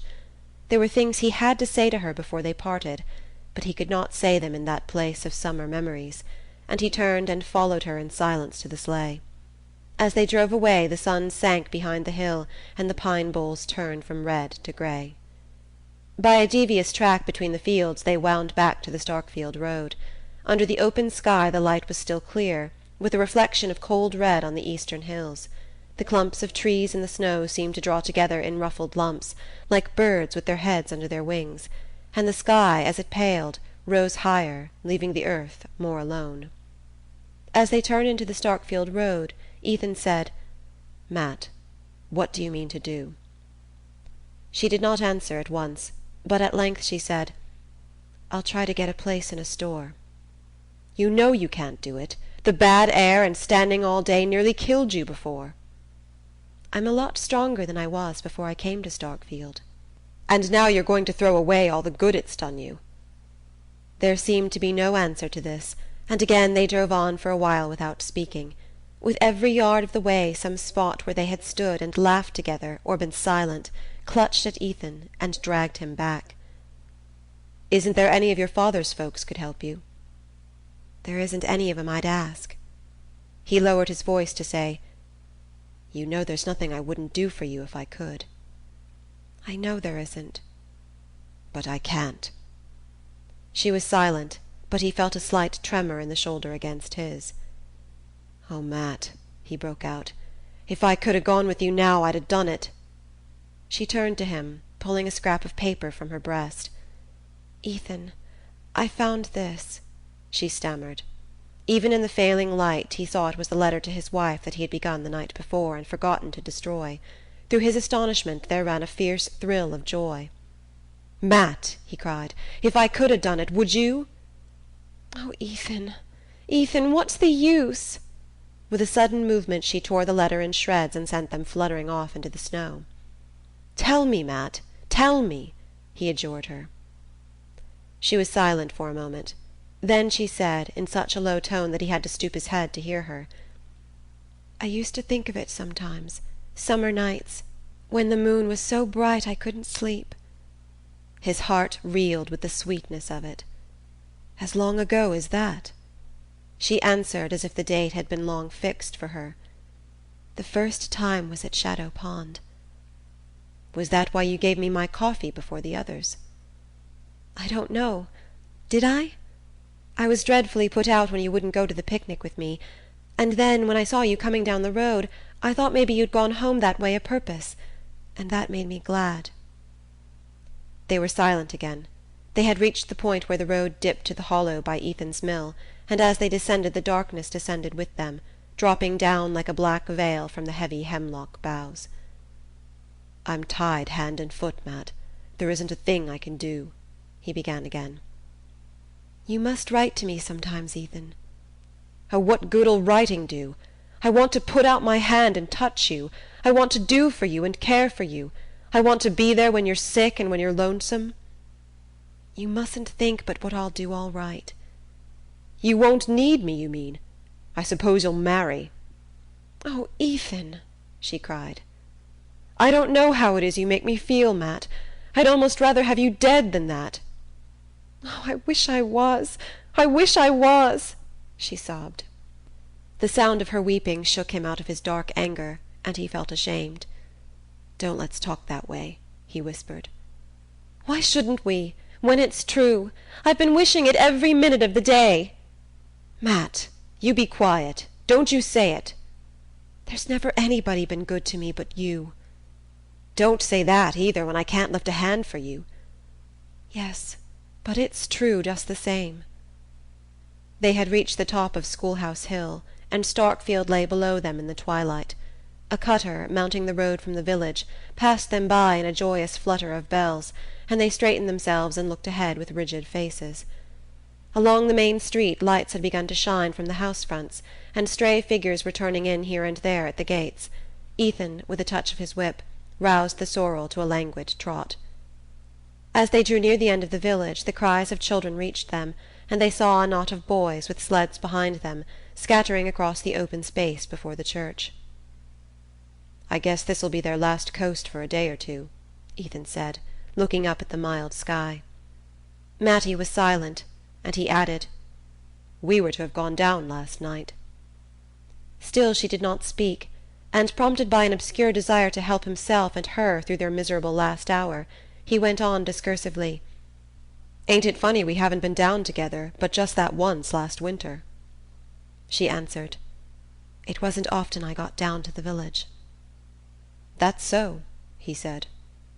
They had reached the crest of the Corbury road, and between the indistinct white glimmer of the church and the black curtain of the Varnum spruces the slope stretched away below them without a sled on its length.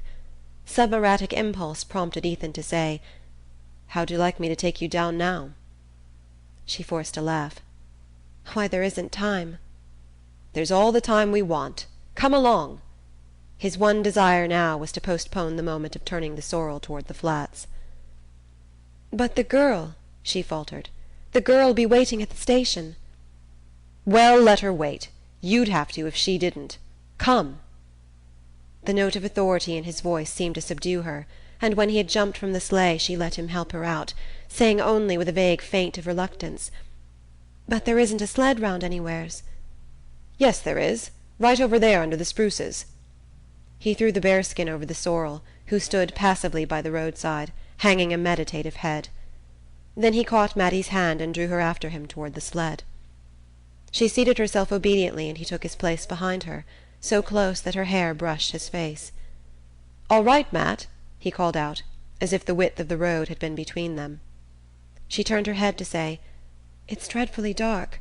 Are you sure you can see?" He laughed contemptuously. "I could go down this coast with my eyes tied." And she laughed with him, as if she liked his audacity. Nevertheless he sat still a moment, straining his eyes down the long hill, for it was the most confusing hour of the evening, the hour when the last clearness from the upper sky is merged with the rising night in a blur that disguises landmarks and falsifies distances. "Now!" he cried. The sled started with a bound, and they flew on through the dusk, gathering smoothness and speed as they went, with the hollow night opening out below them and the air singing by like an organ. Mattie sat perfectly still, but as they reached the bend at the foot of the hill, where the big elm thrust out a deadly elbow, he fancied that she shrank a little closer. "Don't be scared, Matt!" he cried exultantly, as they spun safely past it and flew down the second slope, and when they reached the level ground beyond and the speed of the sled began to slacken, he heard her give a little laugh of glee. They sprang off and started to walk back up the hill.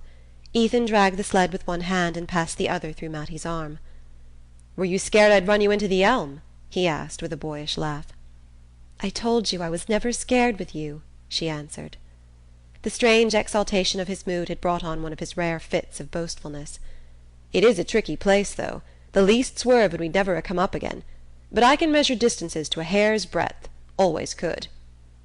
She murmured, "I always say you've got the surest eye." Deep silence had fallen with the starless dusk, and they leaned on each other without speaking. But at every step of their climb, Ethan said to himself, "It's the last time we'll ever walk together." They mounted slowly to the top of the hill. When they were abreast of the church, he stooped his head to her to ask, "Are you tired?" And she answered, breathing quickly, "It was splendid." With a pressure of his arm he guided her toward the Norway spruces. "I guess this sled must be Ned Hale's. Anyhow, I'll leave it where I found it." He drew the sled up to the Varnum gate and rested it against the fence. As he raised himself he suddenly felt Mattie close to him among the shadows. "Is this where Ned and Ruth kissed each other?" she whispered breathlessly, and flung her arms about him. Her lips, groping for his, swept over his face, and he held her fast in a rapture of surprise. "Good-bye, good-bye," she stammered, and kissed him again. "Oh, Matt, I can't let you go!" broke from him in the same old cry. She freed herself from his hold, and he heard her sobbing. "Oh, I can't go either," she wailed. "Matt, what'll we do? What'll we do?" They clung to each other's hands like children, and her body shook with desperate sobs. Through the stillness they heard the church clock striking 5. "Oh, Ethan, it's time!" she cried. He drew her back to him. "Time for what? You don't suppose I'm going to leave you now?" "If I missed my train, where'd I go?" "Where are you going if you catch it?" She stood silent, her hands lying cold and relaxed in his. "What's the good of either of us going anywheres without the other one now?" he said. She remained motionless, as if she had not heard him. Then she snatched her hands from his, threw her arms about his neck, and pressed a sudden drenched cheek against his face. "Ethan, Ethan, I want you to take me down again." "Down where?" "The coast, right off," she panted, "so it will never come up any more." "Matt, what on earth do you mean?" She put her lips close against his ear to say, "Right into the big elm. You said you could, so we'd never have to leave each other any more." "Why, what are you talking of? You're crazy." "I'm not crazy, but I will be if I leave you." "Oh, Matt, Matt," he groaned. She tightened her fierce hold about his neck. Her face lay close to his face. "Ethan, where'll I go if I leave you? I don't know how to get along alone. You said so yourself just now. Nobody but you was ever good to me.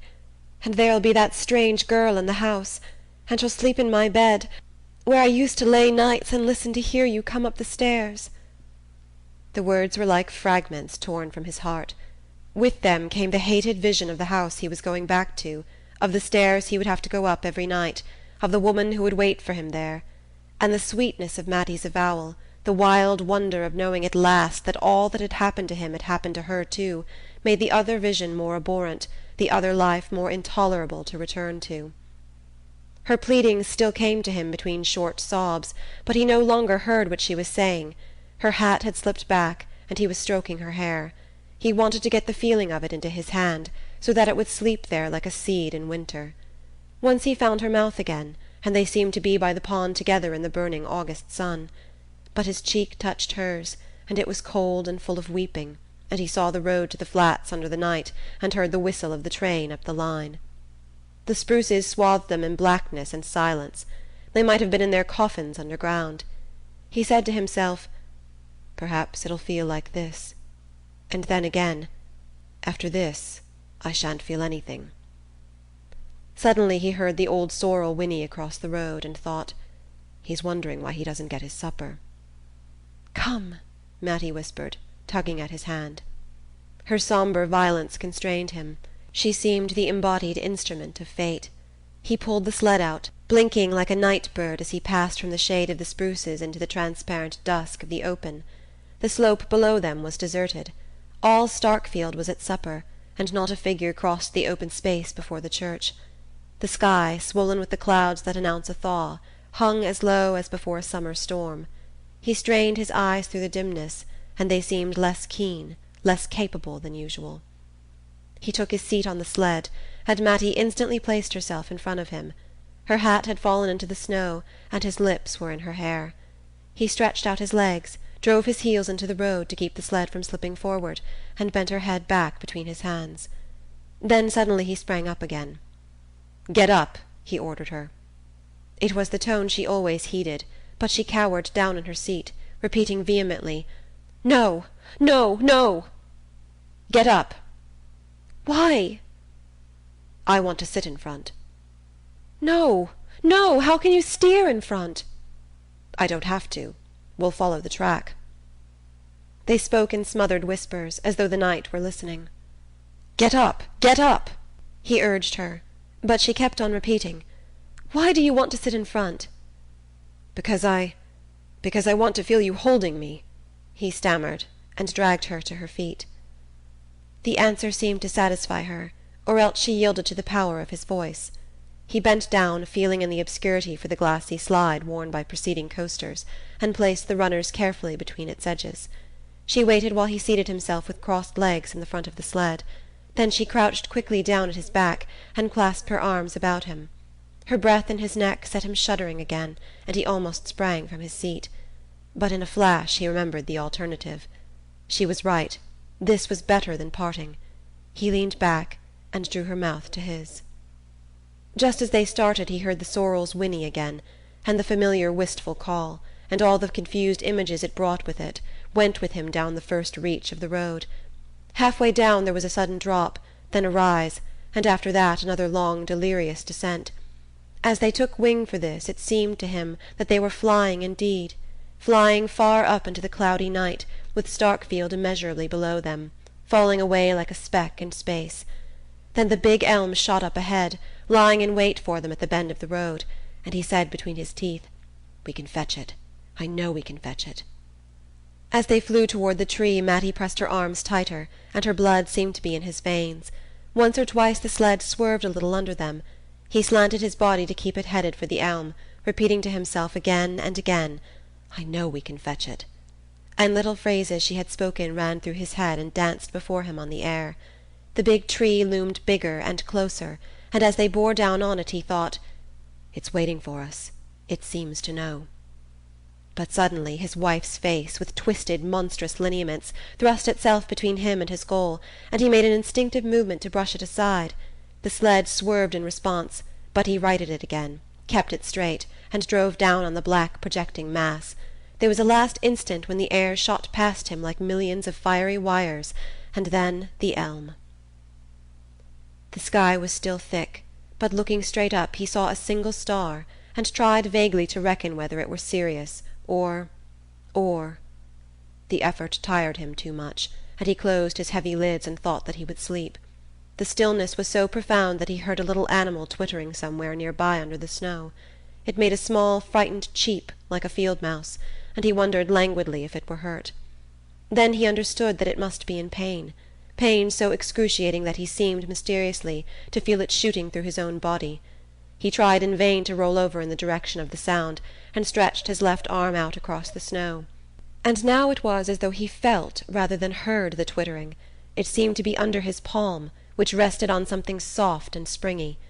The thought of the animal's suffering was intolerable to him, and he struggled to raise himself, and could not, because a rock or some huge mass seemed to be lying on him. But he continued to finger about cautiously with his left hand, thinking he might get hold of the little creature and help it, and all at once he knew that the soft thing he had touched was Mattie's hair, and that his hand was on her face. He dragged himself to his knees, the monstrous load on him moving with him as he moved, and his hand went over and over her face, and he felt that the twittering came from her lips. He got his face down close to hers, with his ear to her mouth, and in the darkness he saw her eyes open, and heard her say his name.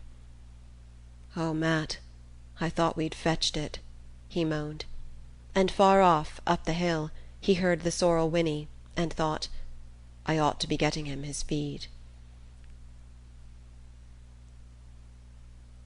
The querulous drones ceased as I entered Frome's kitchen, and of the two women sitting there I could not tell which had been the speaker. One of them, on my appearing, raised her tall bony figure from her seat, not as if to welcome me, for she threw me no more than a brief glance of surprise, but simply to set about preparing the meal which Frome's absence had delayed. A slatternly calico wrapper hung from her shoulders, and the wisps of her thin grey hair were drawn away from a high forehead, and fastened at the back by a broken comb.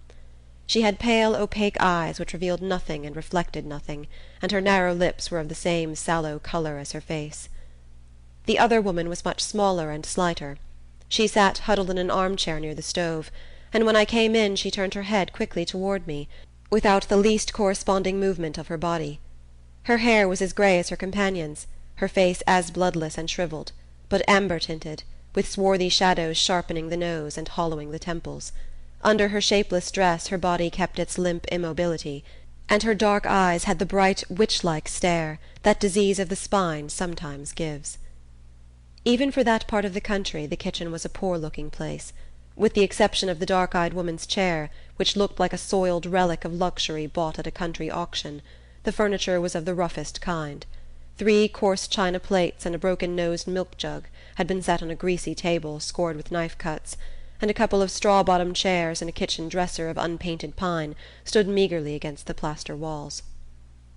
"My, it's cold here. The fire must be most out," Frome said, glancing about him apologetically as he followed me in. The tall woman, who had moved away from us toward the dresser, took no notice, but the other, from her cushioned niche, answered complainingly in a high, thin voice. "It's only just been made up this very minute. Zena fell asleep and slept ever so long, and I thought I'd be frozen stiff before I could wake her up and get her to tend to it." I knew then that it was she who had been speaking when we entered. Her companion, who was just coming back to the table with the remains of a cold mince pie and a battered pie dish, set down her unappetizing burden without appearing to hear the accusation brought against her. Frome stood hesitatingly before her as she advanced. Then he looked at me and said, "This is my wife, Miss Frome."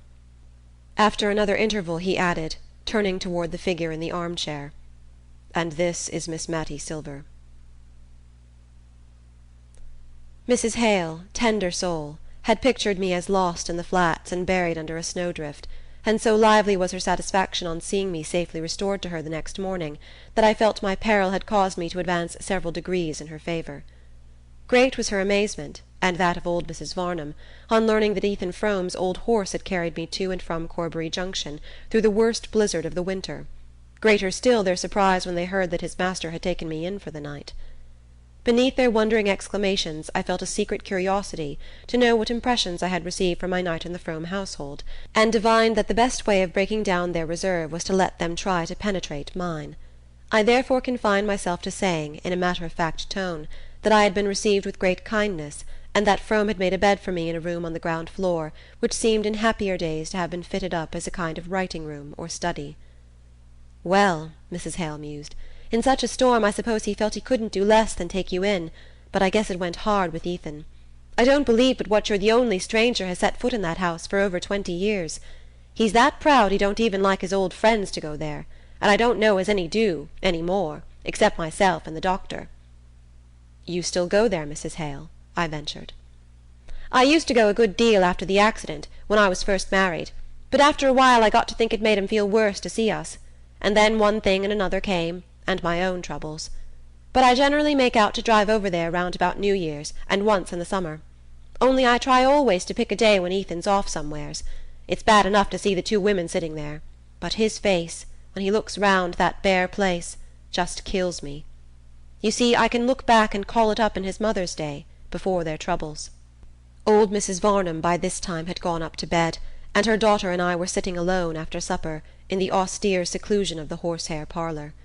Mrs. Hale glanced at me tentatively, as though trying to see how much footing my conjectures gave her, and I guessed that if she had kept silence till now it was because she had been waiting, through all the years, for someone who should see what she alone had seen. I waited to let her trust in me gather strength before I said, "Yes, it's pretty bad, seeing all three of them there together. She drew her mild brows into a frown of pain. It was just awful from the beginning. I was here in the house when they were carried up. They laid Mattie Silver in the room you're in. She and I were great friends, and she was to have been my bridesmaid in the spring. When she came to, I went up to her and stayed all night.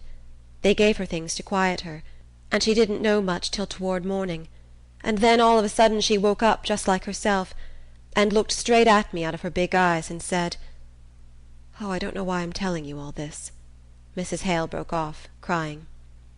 She took off her spectacles, wiped the moisture from them, and put them on again with an unsteady hand.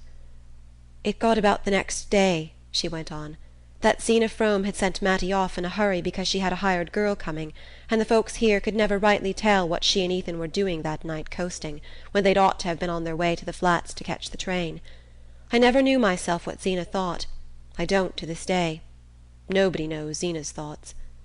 Anyhow, when she heard of the accident she came right in and stayed with Ethan over to the minister's, where they'd carried him.